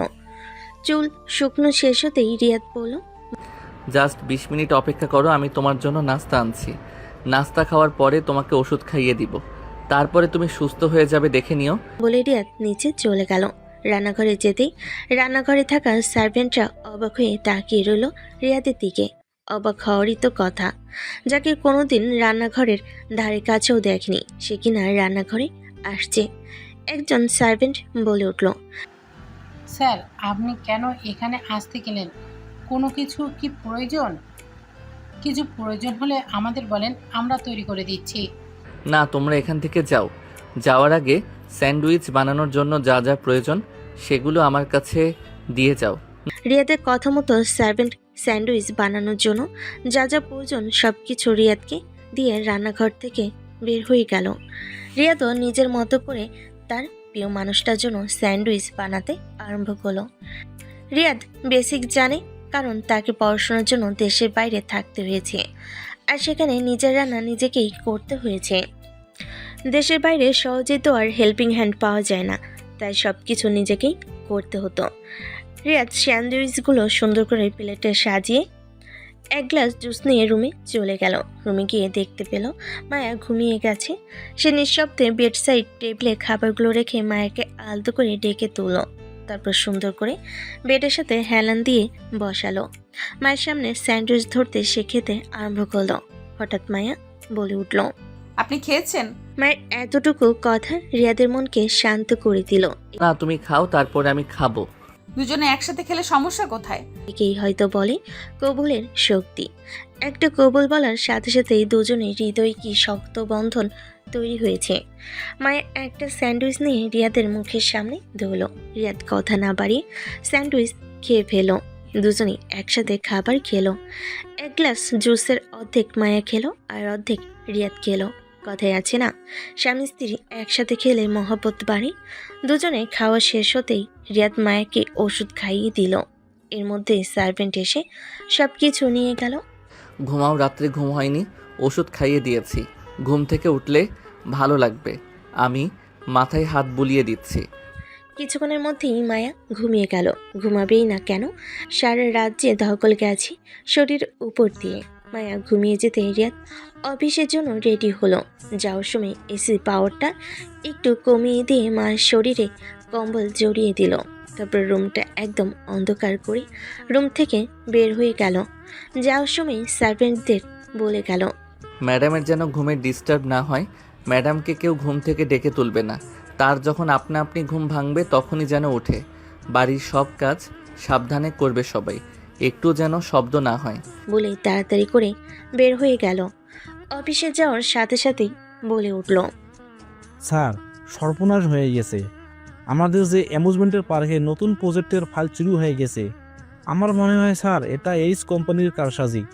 তারা প্রজেক্টটা পায়নির জন্য আমাদেরকে বিপদে ফেলার চেষ্টা করেছে। সেসব কথা পরে চিন্তা করা যাবে। এখন বলো, সিসিটিভি ফুটেজ চেক করেছো? জি স্যার, কিন্তু সিসিটিভি ফুটেজ কিছুই পেলাম না স্যার। রিয়াদ গম্ভীর মুখে কেবিনে চলে গেল। যতটুকু মেজাজ ভালো ছিল সকালবেলা তার থেকে দ্বিগুণ খারাপ হয়ে গেল। ম্যানেজারকে আসতে বলো। জি স্যার। কিছুক্ষণের মধ্যেই ম্যানেজার এসে হাজির আশিকের সাথে রিয়াদের কেবিনে। সেই সাথে বাকি সব এমপ্লয়ি এসে রিয়াদের কেবিনে দরজার সামনে দাঁড়ালো। তারা জানে না আজকে কার কপালে শনি আছে, কারি বা আজকে পৃথিবীতে শেষ দিন। সকলে ভয়ে হাত পা কাঁপছে। বুঝলে আশিক, আমি যতই ভালো হতে চাই, মানুষ কেন জানি আমাকে ভালো হতে দিতে যায় না। মানে আমি বুঝতে পারি না আমার মতো শান্তশিষ্ট মানুষের পেছনে লাগার কি আছে। কারোরই জানের মায়া নেই। জানের মায়া থাকলে আমার সাথে লাগতে আসতো না রে আশিক। স্যার, আপনি এসব কি বলছেন? আমি কতদিন ধরে আপনার সাথে কাজ করি, কখনো কি আমার নামে কিছু শুনেছেন? আমি ফাইল চুরি করিনি স্যার। আশিক, আমি কি একবারও ফাইল চুরির কথা বলেছি? না স্যার। এবার তো ম্যানেজারের গলা শুকিয়ে কাঠ হয়ে গেল। সে যে কেন এসব বলতে গেল। দেখেছিস আশিক, মানুষ একটু বোঝে না। আমি কি কাউকে একবার প্রোফাইল চুরির ব্যাপারে জিজ্ঞাসা করছি? আমি কিন্তু কাউকে একবারও ফাইল চুরির কথা বলিনি। আশিক, ল্যাপটপটা চালু কর। আশিক ল্যাপটপ চালু করার সাথে সাথেই স্ক্রিনে ভেসে উঠল গতকাল রাতের কাহিনী। সাথে সাথে ম্যানেজার আশিকের পা ধরে বলতে লাগলো, স্যার এবারের মতো মাফ করে দিন, আর এমন হবে না স্যার। প্লিজ আমাকে মাফ করে দিন স্যার, জীবনে আর কোনো দিন এরকম ভুল হবে না। আমার ডিকশনারিতে ক্ষমা নামক কোনো জিনিস নেই। আমার ডিকশনারিতে ভুল হলে সেটা ভুল হিসেবে গণনা করা হয়। সেটা এই অফিসের প্রত্যেকটা এমপ্লয়ি জানে। আমার কাছে ভুল মানে মৃত্যু, আর বিশ্বাসঘাতকদের এখানে কোনো জায়গা নেই। আশিক, অনেক দিন হলো ইকু পিকু শুকিয়ে গেছে। বেচারারা অনেক দিন পরে তাজা মাংস পাবে, অনেক খুশি হবে আশিক। রিয়াদের কথা শুনে সবার শরীর কাঁটা দিয়ে উঠল। ভয়ে সবার গলা শুকিয়ে গেল। ইকু পিকু হলো রিয়াদের পোষা দুটি কুমির, আর বাকিটা নিশ্চয়ই বলতে হবে না। এমন সময় হঠাৎ ম্যানেজার রিয়াদের দিকে তাকিয়ে বন্দুক তাক করলো। আজকে তোকে শেষ করে তবেই মরবো। এই গুলি করতে যাবে, সাথে সাথে পেছন থেকে গার্ড এসে ম্যানেজারের পায়ে গুলি মারল। ম্যানেজার মুখ থুবড়ে ফ্লোরে পড়ল। ওকে এমনভাবে মারবি যাতে সবার আত্মা কাঁপে। ইকু পেকুকে দিয়ে খাওয়াবি। ওকে আমার চোখের সামনে থেকে সরিয়ে নিয়ে যা। গার্ডরা ম্যানেজারকে নিয়ে সেখান থেকে চলে গেল। প্রাণ খুলে সবাই শুনে রাখ, কেউ যদি এরকম বিশ্বাসঘাতকতা করে আমার সাথে, তার এই পৃথিবীতে সেই দিনই শেষ দিন। আশা করি সবাই বুঝতে পারছে। এখন এইখানে দাঁড়িয়ে থেকে তামাশা না দেখে যার যার কাজে যাও। রিয়াদের বলতে দেরি, কিন্তু সবার কাছে যেতে 1 মিনিটও দেরি হয়নি। আজকে অফিসে কেউ একজন অনুপস্থিত আছে। আশিক দেখ। হ্যাঁ স্যার, রিপার নামে নতুন ছেলেটা আজকে আসেনি। আমার কাছে অসুস্থতা বলে ছুটি নিয়েছি। পালিয়ে গেছে। যে যেখান থেকে পারবি খুঁজে নিয়ে আসবে। এমনভাবে মারবি, তোকে কি আরো বলতে হবে কিছু আশিক? আশিক মাথা নাড়িয়ে না পৌঁছালো। দয়া করে কাজে রেখেছিলাম। আমার সাথে বিশ্বাসঘাতকতার শাস্তি শুধুই মৃত্যু। স্যার, আপনি জানলেন কিভাবে সব কিছু? আমি কয়েকবার ম্যানেজারের সাথে ওই নতুন ছেলেটাকে কথা বলতে দেখেছি, তখনই আমার সন্দেহ হয়েছে। দেখ ফাইল, ওইটা নকল চুরি হয়েছে, আসলটা তো আমার বাসাতেই আছে। আপনি আসলটা কখন বাসায় নিয়ে গেলেন? আমি তো দেখলাম না। আর কালকে রাতেও আমি ফাইল গুছিয়ে রেখেছিলাম। তাদের স্যার বিয়ে করেছে, অথচ কেউ জানে না এই ব্যাপারে। বিষয়টা তাদের কাছে অবাক করার মতো। তার থেকেও বেশি অবাক করার বিষয় হলো তাদের স্যার বিয়ে করেছে। তারা হয়তো কল্পনাও করতে পারেনি যে রিয়াদ বিয়ে করবে। এখানে এরকমভাবে সবার চিৎকার দেওয়ার কি আছে? সে মানুষ, বিয়ে করতেই পারে। এখানে অস্বাভাবিক কি? সবাই দাঁড়িয়ে না থেকে যার যার মতো কাজ করেন। আশিকের ধমক শুনে সবাই চুপচাপ তার মতো কাজ আরম্ভ করলো। আশিক চলে যেতেই আবার সবার মধ্যে গুঞ্জন আরম্ভ হলো। এটাই স্বাভাবিক। প্রায় রাত 9টা রিয়াদ বাড়িতে ফিরল। রুমে আসতেই দেখতে পেল রুমে ডিম লাইট জ্বলছে। ডিম লাইটের মৃদু আলোয় দেখা যাচ্ছে মায়া ঘুমিয়ে আছে।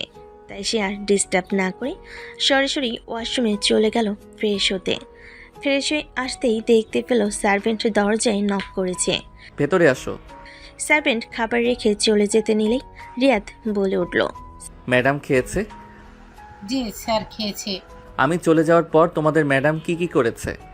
আপনি চলে যাওয়ার বেশ কিছুক্ষণ পর ম্যাডাম ঘুম থেকে উঠেছে। ধরতে গেলে প্রায় বিকেলবেলায় ঘুম থেকে উঠেছে। ঘুম থেকে ওঠার পরে ম্যাডামকে আমরা কিছু হালকা খাবার দিয়েছিলাম খাওয়ার জন্য। তারপর ম্যাডাম বলল ম্যাডামের নাকি ভালো লাগছে না বাড়ির ভেতর, তাই ম্যাডামকে সম্পূর্ণ বাড়ি ঘুরে দেখানো হয়েছে। সন্ধ্যার দিকে ম্যাডাম কিছু ফ্রুটস খেয়েছে। তারপরে 8টার দিকে ম্যাডাম রাতের খাবার খেয়েছে।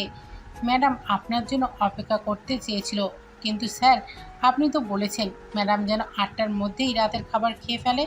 গুড, বেশ ভালো করেছো। যাও এখন। সার্ভেন্ট চলে যেতেই রিয়াদ নিঃশব্দে নিজের খাবার খেয়ে মায়ের পাশে শুয়ে পড়ল।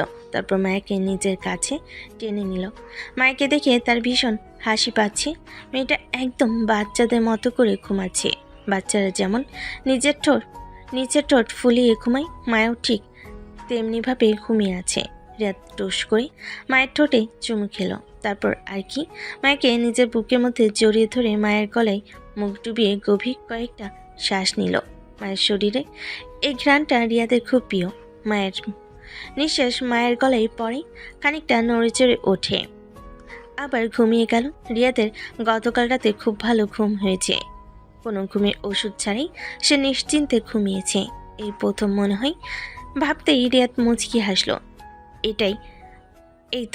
এটাই তো তার ঘুমের ওষুধ। আর একটা জিনিস সে আজকে সারাদিন খুব ভালো করে লক্ষ্য করেছে, তার কখনো বাড়িতে আসতে মন চায়নি, কিন্তু আজকে সারাদিন কাজের ফাঁকে ফাঁকে মনে হয়েছে বাড়িতে ছুটে আসুক সে। মনে হয়েছে তার খুব মূল্যবান জিনিস এখানে সে রেখে গেছে। এসব কথা ভাবতে ভাবতে রিয়াদ যে কখন ঘুমিয়ে গেছে সে বুঝতেই পারেনি। সকালে সূর্যের আলোয় মায়ের ঘুম ভাঙতেই মায়া দেখতে পেল রিয়াদ তাকে আষ্টেপৃষ্টে জড়িয়ে ধরে আছে। মুচকি হাসলো রিয়াদের এমন কাণ্ড দেখে। এমন সময় রিয়াদও চোখ খুলল। শুভ সকাল ম্যাডাম। শুভ সকাল। আপনি কখন এসেছেন? আমি তো বুঝতেই পারিনি। আমি মনে হয় ঘুমিয়ে গেছিলাম। আপনি আমাকে ডাকবেন না তো? জি ম্যাডাম, আমি যখন বাড়িতে এসেছি তখন আপনি ঘুমিয়ে গিয়েছিলেন। আপনাকে ডেকে আমি কি কাজ করাবো? আপনার কি কোনো কাজ ছিল তখন? তাহলে শুধু শুধু কেন আপনার কাঁচা ঘুম আমি ভাঙাতে যাব? তবু কিচ্ছু না। চলুন উঠে তাড়াতাড়ি ফ্রেশ হবেন, দেন খাওয়া দাওয়া করবেন। এভাবেই বেশ হাসি খুশিভাবেই তাদের দুজনের ছোট্ট জীবন চলছিল, যেখানে সুখের কোনো কমতি ছিল না। মায়া ভেবেছিল রিয়াদকে ভালো করতে হয়তো তাকে অনেক কাঠখড় পোড়াতে হবে, বাড়ি আক্তারকে খুব কঠোরভাবে শাসন করতে হবে, কিন্তু কোনো কিছুই হয়নি। রিয়াদ আপনা আপনি তার কাছে ধরা দিয়েছে। ম্যাডাম, আপনি প্লিজ রান্নাঘর থেকে চলে যান। স্যার জানতে পারলে আমাদের ভীষণ বকবে। রাখো তো তোমাদের স্যারের কথা। আমি কি কখনো রান্নাঘরে আসিনি নাকি? আগে তো 24 ঘন্টা রান্নাঘরে থাকতে হয়েছে, আর এই ব্যাটা কি না আমাকে রান্নাঘরে আসতে দেবে না। আজকে তোমার স্যারের জন্য আমি নিজ হাতে রান্না করে নিয়ে যাব দুপুরে অফিসে, তোমাদের স্যারের প্রিয় খাবার। মায়ের কথা শুনে সার্ভেন্টরা মিটিমিটি করে হাসল। এটা এখন তাদের নিত্যদিনে দেখা কাহিনী। আগে যেমন রিয়াদ রেগে বাড়ি মাথায় তুলতো, সবাই তার ভয়ে কোটিশুটি হয়ে থাকতো, কিন্তু এখন দেখা যায় এই বাড়িতে সম্পূর্ণ ভিন্ন চিত্র। এই বাড়ি চলে এখন মায়ের কথায়।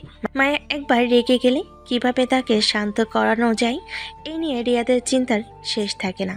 আগে তারা তাদের স্যারের রাগকে ভয় পেত, এখন স্যার তাদের ম্যাডামের রাগকে ভয় পায়। ব্যাপারটা তাদের কাছে বেশ ভালোই লাগে। রিয়াদের প্রিয় খাবারগুলো রান্না শেষে মায়া সব কিছু গুছিয়ে রেখে রুমে চলে গেল গোসল করতে। তারপর সে সব কিছু নিয়ে রওনা দিল রিয়াদের অফিসের উদ্দেশ্যে। সার্ভেন্টরা না করেছে রিয়াদ যেন কোনো কিছু না জানে।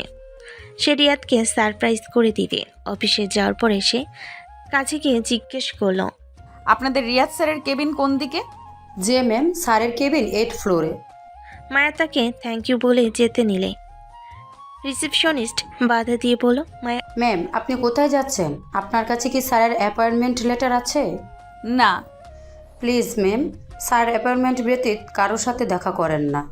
আপনার যদি খুব বেশি প্রয়োজন হয় আপনি ওয়েটিং রুমে গিয়ে অপেক্ষা করুন স্যারের জন্য। স্যার কিছুক্ষণের মধ্যে মিটিং শেষ করে যাবে, তখন আমি আপনার কথা বলবো। Waiting room? জি ম্যাম, আপনি একটু আমার কথা শুনুন। স্যার রেগে গেলে আমার চাকরি থাকবে না। আর কোনো কথা না বাড়িয়ে ওয়েটিং রুমে গিয়ে অপেক্ষা করতে লাগলো রিয়াদের জন্য। অপেক্ষা করতে করতে কখন যে ওয়েটিং রুমে ঘুমিয়ে গেছে বুঝতেই পারেনি। প্রায় আধা ঘন্টা পরে রিয়াদ মিটিং থেকে ফিরে আসার সময় রিসেপশনিস্ট তাকে বলল, স্যার, আপনার সাথে একজন ম্যাডাম দেখা করতে এসেছে, অ্যাপয়েন্টমেন্ট ছাড়া এসেছে দেখা করতে। তাকে ওয়েটিং রুমে অপেক্ষা করতে বলেছি। আপনি কি তার সাথে দেখা করবেন? দেখা করতে চাইলে আমি ম্যামকে ডেকে দিচ্ছি। ম্যাম ঘুমিয়ে গেছে। রিসেপশনিস্টের কথা মতো ওয়েটিং রুমের দিকে তাকাতেই রিসেপশনিস্টের দিকে চোখ গরম করে সে তাড়াহুড়ো করে রুমের ভিতর প্রবেশ করলো। তাকে এভাবে তাড়াহুড়ো করে মায়ের কাছে যেতে দেখে রিসেপশনিস্ট কিছুটা ঘাবড়ে গেল। তাকে ঘাবড়াতে দেখে আশিক বলে উঠল, আপনার চাকরি এখন থাকবে কিনা সেটা ভাবুন, উনি আমাদের ম্যাডাম। স্যার, উনি তো আমাকে পরিচয় দেননি। উনি তো আমার কথা এমনি মেনে নিয়েছে। আমাকে বললে আমি তো কেবিনে নিয়ে যেতাম। পারে না রিসেপশনিস্ট কান্না করে দেয়। রিয়াদ মায়ের সামনে হাঁটু গেড়ে বসে ধীরে ডেকে উঠল। রিয়াদের ডাকে মায়া ফিট ফিট করে চোখ খুলো। তুমি এখানে আসবে আর আমাকে বলনি কেন? আপনি এসেছেন সেই কখন থেকে আপনার জন্য অপেক্ষা করছিলাম। বলে দিলে সারপ্রাইজ হবে কেমন করে? আপনার জন্য দুপুরের খাবার নিয়ে আসছি। আর শোনেন, রিসেপশনিস্টকে কিছু বলবেন না, সে তার নিজের কাজ করেছে। এখানে আমার ভুল হয়েছে, আমি আমার পরিচয় দেই না, সেই জন্যই সে আমাকে কেউ আসতে দেয়নি। রিয়াদ আর মায়াকে কিছু বলার সুযোগ না দিয়ে পাজা করে তুলে নিল। আশিক খাবারের ব্যাগটা নিয়ে রিয়াদের পিছু পিছু ছুটল। কেবিনে আসতেই মায়াকে নিজের চেয়ারে বসিয়ে দিল। আশিক খাবারগুলো টেবিলের উপর রেখে চলে গেল নিঃশব্দে। সেটা আমি পরে দেখে নিব। তা ম্যাডাম কি এনেছেন আমার জন্য? আপনার জন্য আজকে নিজ হাতে রান্না করে নিয়ে আসছি আপনার প্রিয় খাবার। রিয়াদ মায়ের কথা শুনে তাড়াতাড়ি করে মায়ের হাত পা চেক করতে লাগলো। কি করছেন কি? আমার কিছু হয়নি। তোমাকে না আমি বলেছি তুমি রান্নাঘরে যাবে না? বাড়িতে সার্ভেন্ট আছে কি করতে? তোমাকে রান্নাঘরে যেতে বলেছিল কে? আমি কি একবারও বলেছি তুমি আমার জন্য রান্না করো? যদি তোমার হাত পা পুড়ে যেত তখন কি হতো? আরে বাবা, তুমি এমনভাবে বলছো মনে হচ্ছে আমি কখনো আগে রান্নাঘরে যাইনি। আগে সব সময় রান্নাঘরে থাকতে হতো। আর তুমি একটু রোমান্টিকতাও বোঝো না। আমি রোমান্টিকতা বুঝি না আমি? আচ্ছা রাতে বুঝিয়ে দেব নে রোমান্টিকতা কি। নিন, এখন এইসব বাদ দিয়ে তাড়াতাড়ি খাবার খেয়ে নিন, অনেক বেলা হয়ে গেছে। সত্যি রিয়াদের খিদে পেয়েছে, তাই আর সে কোনো কথা না বাড়িয়ে খাবার খেতে আরম্ভ করলো। সে নিজেও খাচ্ছে, সাথে মায়াকেও খাইয়ে দিচ্ছে। এই কয়েকদিনের মায়ের অভ্যাস হয়ে গেছে রিয়াদের হাতে খাওয়ার। সচরাচর এখন সে খুবই কম হাত দিয়ে খাবার খায়। রিয়াদি তাকে বেশিরভাগ সময় খাইয়ে দেয়। দেখা যায় যখন রিয়াদ বাসায় থাকে না তখন সে নিজের হাতে খায়। খাওয়া শেষ হতেই রিয়াদ সব কিছু গুছিয়ে কল দিল। একজন সার্ভেন্ট এসে সব কিছু নিয়ে গেল। মায়াকে চেয়ার থেকে উঠিয়ে সে চেয়ারে বসে মায়াকে তার কোলে বসালো। মায়া দুহাত দিয়ে রিয়াদের গলা জড়িয়ে ধরল। এখন যদি হঠাৎ করে কেউ কেবিনে চলে আসে তখন কি হবে? কারো এত বড় বুকের পাটাই নেই যে আমার কেবিনে নক না করে ভিতরে আসবে। ম্যাডাম আমার ভীষণ প্রেম পাচ্ছে বলে মায়ের গলায় মুখ ডুবিয়ে ছোট ছোট চুমু এঁকে দিতে লাগলো রিয়াদ। মনে হচ্ছে তার ভীষণ নেশা লাগছে, যাকে বলে মায়াময় নেশা। কি করছেন কি? ছাড়ুন আমাকে। এটা বাসা না, এটা অফিস। আপনার না হয় লজ্জা শরম বলতে কিছু নেই, আমার তো আছে। তোমাকে আজকে শাড়ি পরে আসতে কে বলেছিল? কেন, আপনার জন্য পড়েছি। আমার জন্য পড়লে শুধু আমি দেখব, অন্য কেউ দেখবে না, এটা মাথায় রাখবে। যখন ওয়েটিং রুমে ঘুমিয়ে পড়েছিলে তখন কোমর থেকে শাড়ি সরে গিয়েছিল, সেটা কি তোমার খেয়াল আছে? শাড়ি যদি ঠিকঠাক মতো গুছিয়ে না রাখতে পারো তাহলে পরো কিসের জন্য? রিয়াদের কথা শুনে মায়ের সত্যি ভীষণ খারাপ লাগছে। সে ঘুমের মধ্যে এই বিষয় খেয়াল করেনি। রিয়াদকে রাখতে দেখে মায়া শক্ত করে রিয়াদকে জড়িয়ে ধরে ঠোঁটে কিস করে দিয়ে রিয়াদের গলায় মুখ লুকালো। যা দেখে রিয়াদের রাগ হালকা হয়ে গেল। তাকে আর পাইকে মায়ের চুল ধরে তার মুখ বরাবর নিয়ে আসলো। তারপরে কিস করতে আরম্ভ করলো। স্পর্শগুলো যখন আরেকটু গভীর হতে আরম্ভ করলো সে সময় আশিক এসে দরজায় নক করলো। শব্দ শুনে মায়ের রিয়াদকে খুব কষ্টে ঠেলে দূরে সরিয়ে দিল। তাড়াতাড়ি করে তার কোল থেকে নেমে উঠে যায় দাঁড়িয়ে। দাঁড়িয়ে গেল। বেচারার মেজাজ খারাপ হয়ে গেল। মাটি একটু আদর করছিল আর এখন এসে হাড্ডি হতে হবে। বিরক্তি দিতে চোখ মুখ কুচকে নিল। দেখুন, কেউ হয়তো এসেছে। দরজা নক করলো কয়েকবার, মনে হয় কোনো প্রয়োজনীয় কথা হতে পারে। রিয়াদের অনুমতি দিতেই রুমের ভিতর আশিক প্রবেশ করলো। স্যার একটু পরে মিটিং আছে, সবাইকে কি মিটিংয়ের জন্য তৈরি হতে বলবো নাকি মিটিং ক্যান্সেল? যাও বলে ফেলো না, মিটিং ক্যান্সেল করতে হবে না, তোমার ম্যামকে গাড়িতে দিয়ে আসো। জি স্যার। চলুন ম্যাম। ভাইয়া, আপনার জন্য খাবার নিয়ে আসছি, নিচ থেকে এসে খেয়ে নেবেন। জি ম্যাডাম। মায়াকে নিয়ে চলে যেতে রিয়াদ গার্ডদের ফোন করে কিছু একটা বলতেই কিছুক্ষণের ভিতর একজনকে ধরে কেবিনে নিয়ে এসে হাজির তারা। আমার অফিসে কাজ করতে গেলে কিভাবে থাকতে হবে, কিভাবে কি করতে হবে সেটা তো প্রথমেই রুলসে দেওয়া থাকে। কন্ট্রাক্ট সাইন করার সময় পড়ে নিসনি? তোর কত বড় সাহস, তুই আমারই কলিজার দিকে খারাপ দৃষ্টিতে তাকিয়েছিলি। তোর কলিজা আছে বলতে হবে। তোর ওই দু চোখ দিয়ে দেখেছিস তাই না? চল তোর চোখ দুটোই আজকে খুলে নেই। স্যার আমার ভুল হয়ে গেছে স্যার। আমি জানতাম না ওইটা ম্যাডাম। আমি আর জীবনে কখনো কোনো মেয়ের দিকে খারাপ নজরে তাকাবো না স্যার, মাফ করে দিন স্যার। লোকটিকে কিছু বলার সুযোগ না দিয়ে রিয়াদের হাতে থাকা চাকুটি চোখের ভিতর গেঁথে দিল। কি ভয়ঙ্কর দৃশ্য! লোকটির চিৎকারে মনে হচ্ছে সম্পূর্ণ বিল্ডিং কেঁপে উঠল। আশিক দৌড়ে কেবিনে আসতেই এমন অবস্থা দেখে ঘাবড়ে গেল। সে তখনই বুঝতে পেরেছিল কিছু না কিছু একটা হবে। আশিক গার্ডদের ইশারা করতেই লোকটিকে তারা সেখান থেকে নিয়ে চলে গেল। ফ্লোরে ছড়িয়ে ছিটিয়ে থাকা রক্তকণাগুলো ক্লিনার এসে পরিষ্কার করে দিয়ে গেল। স্যার আপনি শান্ত হন, ম্যাডাম জানলে কিন্তু খুব খারাপ হয়ে যাবে। ম্যাডাম কিন্তু এসব বিষয়ে কিছু জানে না।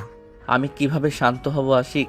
তুই দেখিসনি কিভাবে লালসা ভরা দৃষ্টিতে মায়ার দিকে তাকিয়েছিল ওই শালার পুতে? কত বড় সাহস আমার জিনিসের দিকে চোখ দেয়। আশিক, ওর একটু টুকরো টুকরো করবি? স্যার সেসব পরে দেখা যাবে, আপনি শান্ত হন। রিয়াদকে পাগলের মতো করতে দেখে আশিক কিছুটা ভয় পেয়ে গেল। বেশ কিছুদিন হলো রিয়াদের এমন ব্যবহার আর লক্ষ্য করা যায় না, বিশেষ করে যেদিন থেকে মায়া তার জীবনে এসেছে। তবে আজকে রিয়াদের এমন পাগলের মতো ব্যবহার দেখে আশিক কিছুটা ভয় পাচ্ছে। না জানি আবার কোন বিপদ আসে। লাল টকটকে চোখ টালমাটাল পায়ে রিয়াদ রুমে প্রবেশ করলো। রুমে প্রবেশ করতেই দেখলো মায়া ঘুমিয়ে আছে। ঘুমিয়ে থাকতে দেখে রিয়াদ মায়াকে জড়িয়ে ধরে শুয়ে পড়ল। তারপর সমস্ত মুখে ছোট ছোট কিস করতে আরম্ভ করলো। ধীরে ধীরে নিচে নামতে মায়া ধপ করে তাকালো। দুহাত দিয়ে রিয়াদকে ধাক্কা দিতে আরম্ভ করলো। মায়ের বাধা দেওয়া রিয়াদের পছন্দ হলো না, যার কারণে ভালোবাসার স্পর্শগুলো ধীরে ধীরে কামড়ে পরিণত হলো। মায়া যেন সহ্য করতে পারলো না। কামড় ঠিক এতটা জোরে ছিল, মায়ের যত বাধা দিচ্ছে রিয়াদ তত উগ্র হচ্ছে। এক পর্যায়ে মায়া সহ্য করতে না পেরে অজ্ঞান হয়ে গেল। সেই রাতটা ছিল মায়ের জন্য বিষাদময়। সেদিনের পর থেকে মায়া বলতে গেলে এক প্রকার ঘরবন্দি বা নজরবন্দি। মায়া সব কিছুই বুঝতে পারে, তবে কিছু বলে না। তার জীবন তো আগে থেকেই এমন ছিল, শুধু জেনে শুনেই জীবনটা চয়েস করেছে। তবে তার মনে এতটুকু দৃঢ় বিশ্বাস আছে সে রিয়াদকে তার নিজের মতো করে গুছিয়ে নিয়ে ছাড়বে।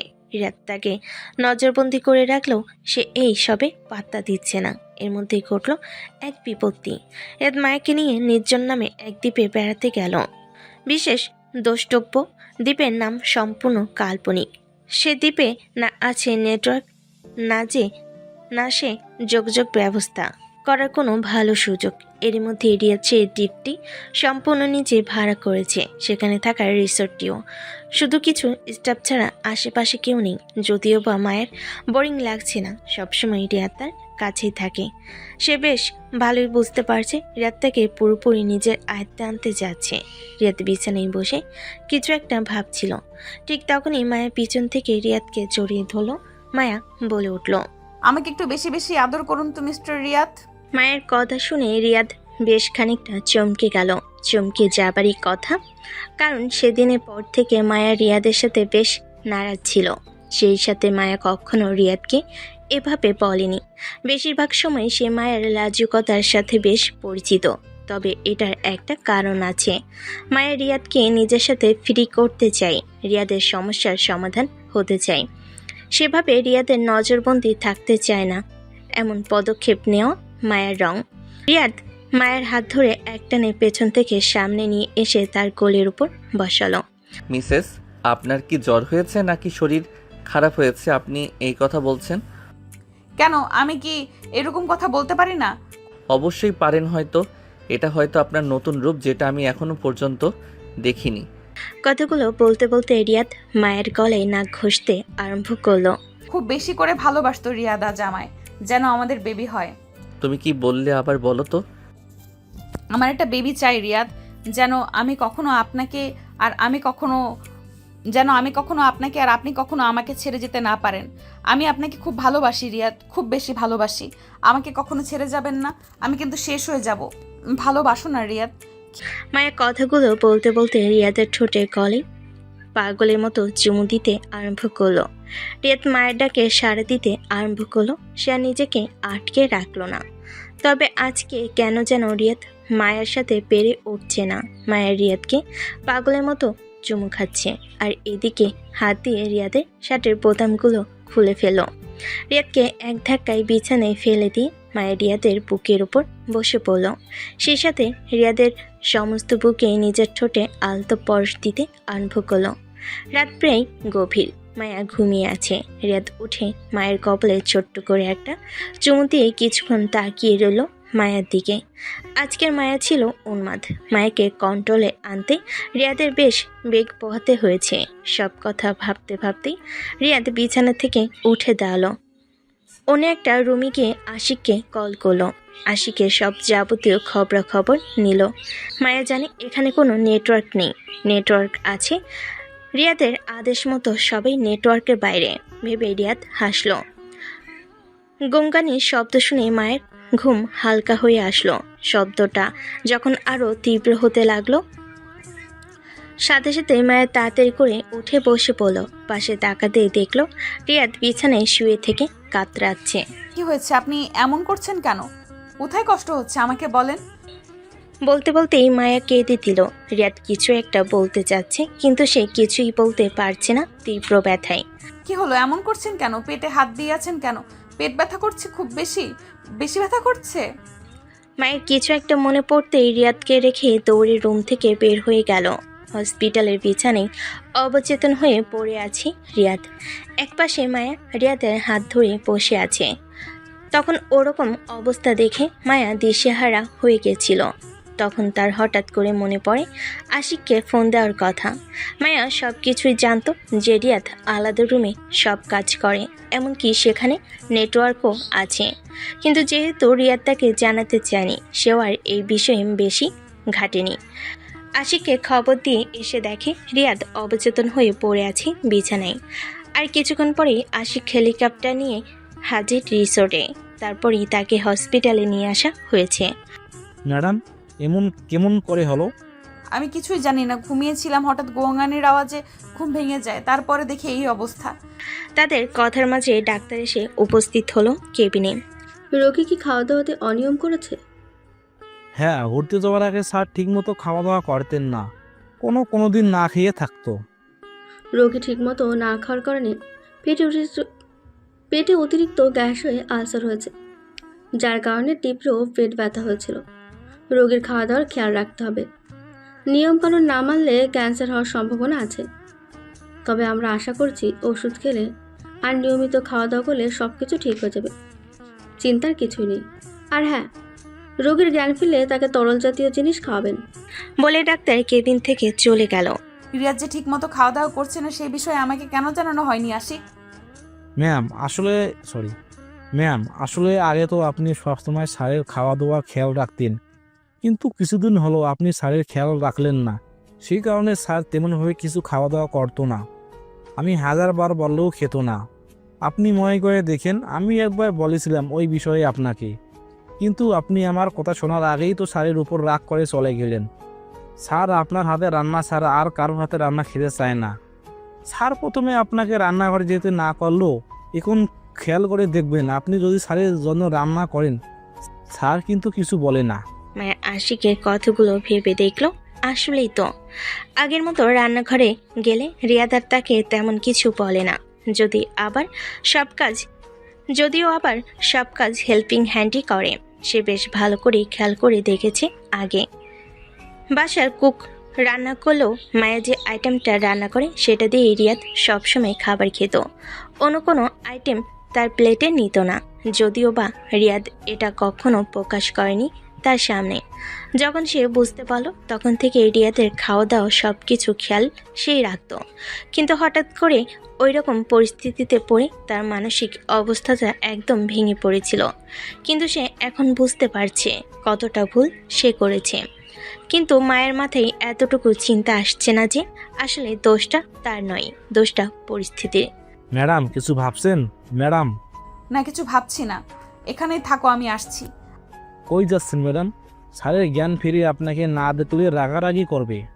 আমি বাসায় যাচ্ছি খাবার আনতে, আমি না আসা পর্যন্ত কেবিনে থাকবে। জি ম্যাডাম। মায়া চলে গেল রিয়াদের জন্য খাবার আনতে। আর অন্যদিকে আশিক রিয়াদের পাশে বসে রইল। বেশ খানিকক্ষণ পর রিয়াদ পিটপিট করে চোখ খুলে আশেপাশে তাকালো। সমস্ত রুম পর্যবেক্ষণ করতেই এসে বুঝতে পারল মায়া নেই তার পাশে, তাড়াতাড়ি করে উঠে পড়ল। স্যালাইন দেওয়া হাতটাতে টান লাগলো। স্যার কি করছে নাকি? এমন করবেন না, হাতে ব্যথা পাচ্ছেন তো। দেখেন রক্ত উপর দিকে উঠেছে। আশিকের কথা তার কানে গেল কিনা বোঝা গেল না, তবে সে পাগলের মতো মায়াকে এই দিক থেকে ওই দিক খুঁজতে আরম্ভ করলো। মায়া কই? মায়াকে দেখছি না কেন? মায়া আমাকে ছেড়ে গেছে কোথায়? আশিক, মায়া, এটা হতে পারে না। মায়া আমাকে ছেড়ে যেতেই পারে না। মায়া কোথায়? এমন করবেন না প্লিজ। ম্যাম আসে আপনার জন্য খাবার আনতে গিয়েছে, এক্ষুনি চলে আসবে। আপনি এত হাইপার হবেন না স্যার, এটাই আপনার ক্ষতি হবে। তাহলে মায়াকে তাড়াতাড়ি ফোন করো, তাড়াতাড়ি আমার এখানে আসতে বলো। আমাকে একা রেখে কেন সে চলে গেছে? আশিক তাড়াতাড়ি মায়াকে ফোন করতে আরম্ভ করলো, কিন্তু মায়া ফোন ধরছে না। মায়াকে ফোন ধরতে না দেখে রিয়াদ আরো বেশি পাগলামি শুরু করলো। আমি জানতাম ও ফোন ধরবে না। ও আমাকে রেখে চলে গেছে, আমাকে রেখে চলে গেছে। ওকে তুই যেতে দিলে কেন আশিক? ও আর আসবে না, আর আসবে না। আমাকে রেখে চলে গেছে, আমাকে রেখে চলে গেছে আশিক। রিয়াদ পাগলামি করছে আর কেবিনে এটা ওটা চারিদিকে ছুঁড়ে মারছে। ডাক্তার নার্স তাদের কাছে যেতে পারছে না। স্যালাইন দেওয়া হাত থেকে অঝরে রক্ত পড়ছে, সেদিকে খেয়াল নেই তার। তার এখন মায়াকে চাই, যে কোনো মূল্যে মায়াকে চাই। মায়া কেবিনে আসছিল। রিয়াদের রুম থেকে চিল্লাচিল্লির আওয়াজ শুনি দৌড়ে তাড়াতাড়ি কেবিনে প্রবেশ করলো। প্রবেশ করতে দেখলো এই অবস্থা। রিয়াদ খেয়াল করেনি যে মায়া কেবিনে প্রবেশ করেছে। মায়া দৌড়ে গিয়ে রিয়াদকে জড়িয়ে ধরল। এই তো আমি এখানে। আমি আপনাকে ছেড়ে কোথায় যাব বলেন? এমন করছেন কেন? আমি তো আছি, দেখেন আমি এখানেই আছি, আপনাকে জড়িয়ে ধরে আছি। প্লিজ এমন হাইপার হবেন না, আপনার ক্ষতি হবে তো। আমি তো শুধু আপনার জন্য খাবার আনতে গেছিলাম। মায়ের কথা শুনে রিয়াদ শান্ত হয়ে গেল। রিয়াদ মায়াকে শক্ত করে জড়িয়ে ধরল। মায়ের যেন দম যাই অবস্থা। আমার জন্য কোথাও যেতে হবে না। কিসের জন্য তুমি খাবার আনতে গেছো আমাকে না বলে? আমি তোমাকে না দেখে পাগল হয়ে গেছি। আমি ভেবেছি তুমি আমাকে ছেড়ে চলে গেছো। কথাগুলো বলতে রিয়াদের চোখ থেকে এক ফোঁটা পানি মায়ের মাথায় পড়ল। আমি আপনাকে ছেড়ে কেন চলে যাব? আপনি কারণ দেখান। আমি আপনাকে বলেছি না আমি আপনাকে ভালোবাসি? তাহলে আপনার কেন আমার প্রতি বিশ্বাস নেই? মায়ের কিছুটা অভিমানী সুরে বলল। রিয়াদ হয়তো মায়ের অভিমান বুঝতে পারল। না, আসলে আমি ওভাবে বলতে চাইনি। কিভাবে বলতে চেয়েছেন আমি খুব ভালো করেই বুঝতে পেরেছি। এখন আমাকে ছাড়ুন। বলেই মায়া রিয়াদকে ছাড়ি নিয়ে তাকে বেডে বসিয়ে দিল। রিয়াদকে শান্ত হতে দেখে আশিক চোখের ইশারায় নার্সকে রুম পরিষ্কার করতে বলল। অন্যদিকে ডাক্তার রিয়াদের কাছে এগিয়ে যেতে চাইলে মায়া তাকে না করল। ম্যাডাম, স্যারের স্যালাইন এখনও শেষ হয়নি, স্যার এখনও দুর্বল। আমি এই হাতে ব্যান্ডেজ করে দিচ্ছি, আপনি অন্য হাতে স্যালাইন লাগিয়ে নিন। ডাক্তার আর মায়া যে যার মতো নিজের কাজ করতে লাগলো। মায়ার হাত ড্রেসিং করে সুন্দর করে ব্যান্ডেজ করে দিল। ডাক্তার অন্য হাতে স্যালাইন লাগিয়ে কেবিন থেকে চলে গেল। তার পেছন পেছন সবাই বের হয়ে গেল। এখন শুধু রুমে একা আছে তারা দুজনে। মায়া কিছু না বলে চুপচাপ তার আনা খাবার রিয়াদকে খাওয়াতে আরম্ভ করলো। রিয়াদও চুপচাপ খেয়ে নিল। রিয়াদ খুব ভয় পেয়ে আছে, মায়াকে কিছু বলতে পারছে না তার রাগী চেহারা দেখে। তো তুমি কি রাগ করে আছো আমার উপর?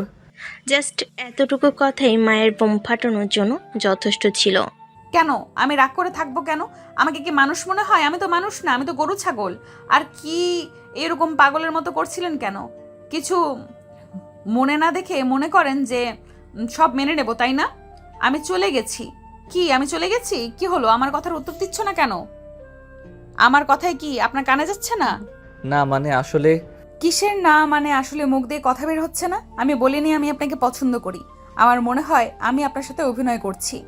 আমি কি আপনার চিটার মনে হয়? আমার কথার বিশ্বাস নেই? আমার মুখের কথার কোনো দাম নেই?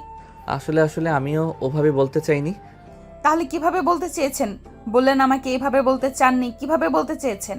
আমার উপর যদি আপনার বিশ্বাস নাই থাকে তাহলে আপনি আমাকে কিসের ভালোবাসেন? এটা কোন ধরনের ভালোবাসা আমাকে বলেন? আর যদি বিশ্বাস না থাকে তাহলে আমাকে ডিভোর্স দিয়ে দিলেই তো হয়। নিজেকে খুব পাগল প্রেমিক মনে করেন, তাই না? আর আমি কিছুই না। আমাকে তো আপনার মানুষ মনে হয় না। মানুষ মনে করলে এতটুকু বিশ্বাস থাকতো আপনার আমার প্রতি। কথাগুলো বলতে বলতে মায়া এবার কান্না করে দিল। রিয়াদ মায়াকে টেনে বুকের মধ্যে জড়িয়ে নিল। সরি, আর এমন হবে না। সরি, আর কান্না করো না প্লিজ। তোমার কান্না দেখলে আমার কষ্ট হয়। আসলে আমি তখন তোমাকে না দেখে হাইপার হয়ে গেছিলাম। আমার মাথাতেই কথা আসেনি। আমি তখন কি করেছি আমি নিজেও বুঝতে পারিনি। আমার কি মনে হয় রিয়াদ জানেন, আমি মনে হয় আপনার কাছে কুকুর বিড়াল কেউ মানুষ এত পাহারা দিয়ে রাখে না যতটা আপনি আমাকে পাহারা দিয়ে রাখেন। আমার সাথে তো আপনার কোনো বিশ্বাসই নেই। যেখানে বিশ্বাস থাকে না সেটাকে ভালোবাসা বলে না। আপনি যদি আমাকে সত্যিই ভালোবাসতেন তাহলে আমার প্রতি আপনার বিশ্বাস থাকতো যে আমি কখনোই আপনাকে ছেড়ে যাব না। সরি আমার বউজান, আমি আর কখনো এমন করব না। আমি আর কখনো তোমাকে অবিশ্বাস করব না। এবারের মতো মাফ করে দাও, একটুখানি সুস্থতা দাও।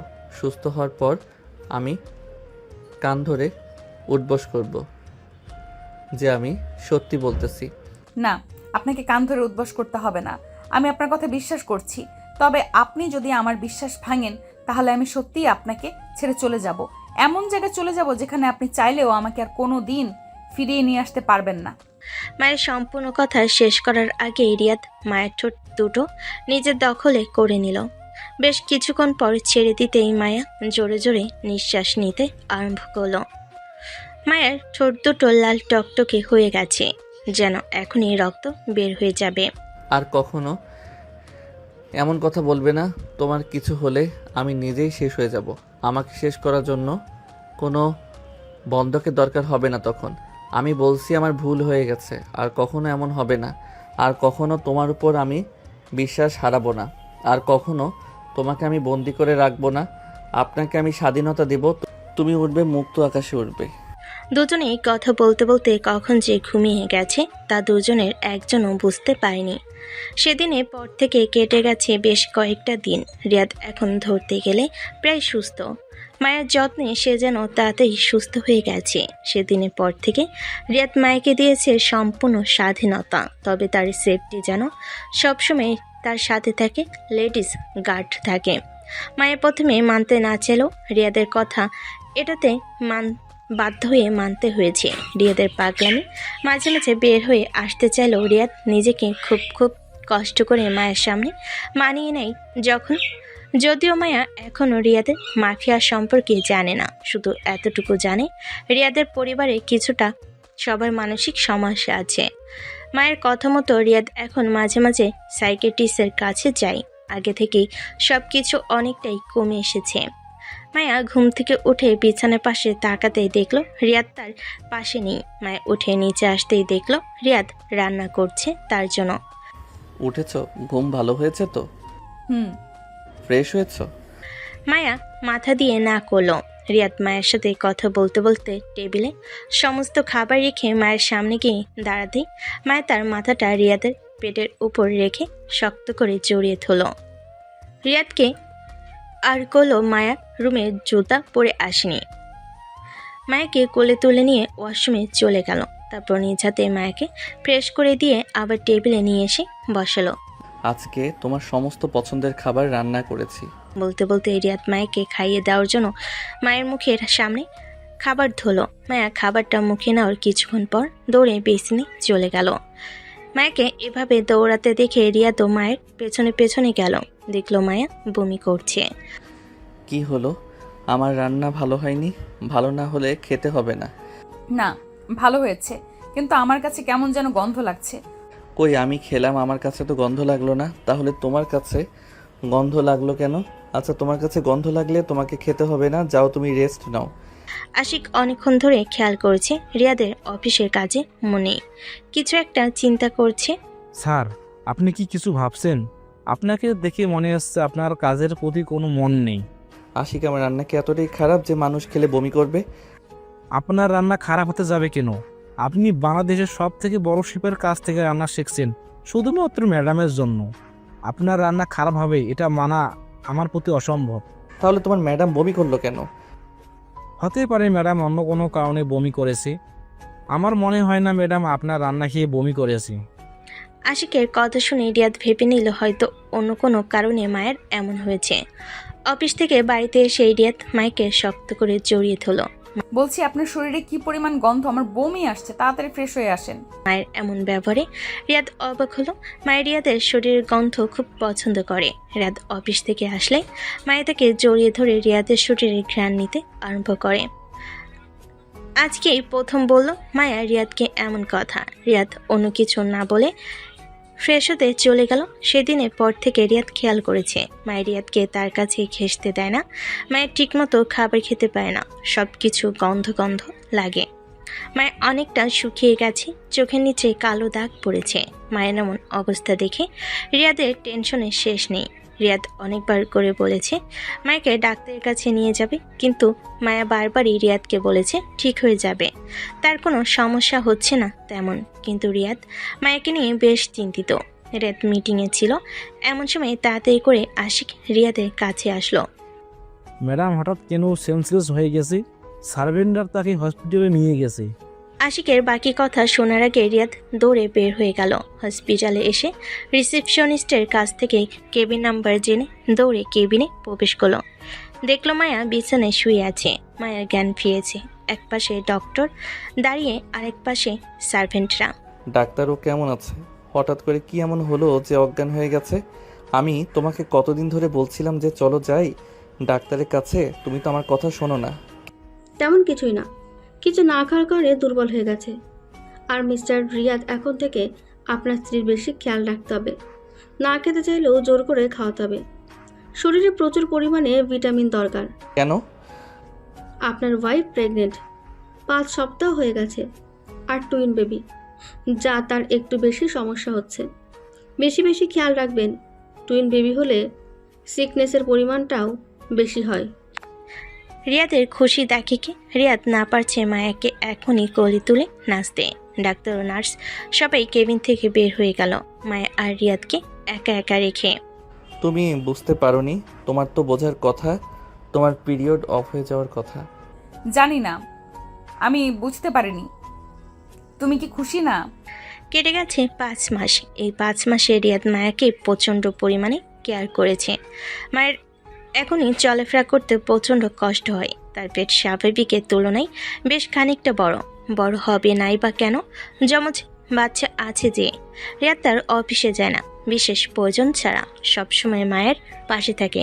রিয়াদ হাতে ফল নিয়ে রুমে প্রবেশ করতে দেখলো মায়া কান্না করছে। রিয়াদ ফলগুলো বেডসাইড টেবিলের উপর রেখে মায়ের পাশে বসে মায়াকে জড়িয়ে ধরল। আমি কিভাবে বোঝাবো যে আমি কেমন খুশি? কি হয়েছে সোনা, এভাবে কান্না করছো কেন? তুমি কান্না করলে আমার কষ্ট হয়, তুমি জানো না? আমার নিঃশ্বাস নিতে কষ্ট হচ্ছে রিয়াদ, আমি একা কিছু পারিনি। দেখো না, এখন বিছানা থেকে উঠতেও পারছি না একা, প্রচণ্ড কষ্ট হয়। আমার মাজা মনে হয় ব্যথায় ছিঁড়ে যাচ্ছে। এটাই শেষ, আর আমার বাচ্চা নেব না, আর আমরা বাচ্চা নেব না। তোমার এত কষ্ট দেখলে আমার দম বন্ধ লাগে, মনে হয় আমি নিজেই শেষ হয়ে যাব। আচ্ছা চলো বারান্দায় যাই, তোমার ভালো লাগবে। মায়াকে বারান্দায় নিয়ে গেল রিয়াদ। মায়াকে বসাতে চাইলে মায়া বসলো না, তাই রিয়াদ দাঁড়িয়ে থেকে নিজের বুকের সাথে মায়ের পিঠ ঠেকালো। তারপর মায়াকে পেছন থেকে খুব সুন্দর করে আলতোভাবে জড়িয়ে ধরল। রাতের আকাশ খুব সুন্দর, তাই না রিয়াদ? রাতের আকাশের থেকেও আমার আকাশ আরো বেশি সুন্দর। তাই আমি খুব ভালোবাসি তোমাকে সোনা পাখি। আপনাকে খুব ভালোবাসি। আপনি আমার জীবনে না আসলে আমি বুঝতামই না সুখ কি জিনিস। আমার না খুব ভয় হয়। কেন? আমি কি ভালো বাবা হতে পারবো? কেন হতে পারবে না? তুমি যেমন আমার পৃথিবীর শ্রেষ্ঠ স্বামী, ঠিক তেমনি তুমি আমার সন্তানের শ্রেষ্ঠ বাবা হবে। আমি জানি তোমার মতো বাবা আর কেউ হতে পারবে না। মায়ের কথা শুনে রিয়াদ মায়াকে আর একটু শক্ত করে জড়িয়ে ধরে মাথায় চুমু খেলো। মনে মনে বলল, দেখো মা, তোমার কথা ভুল হয়েছে। তুমি বলেছিলে আমাকে কেউ ভালোবাসবে না, আমাকে কেউ একজন পাগলের মতো ভালোবাসে। তোমার কথা মিথ্যা হয়েছে মা। আমি যেমন আমার স্ত্রীর শ্রেষ্ঠ স্বামী, আমি ঠিক তেমন করে আমার সন্তানের শ্রেষ্ঠ বাবা হব। তুমি দেখে নিও মা।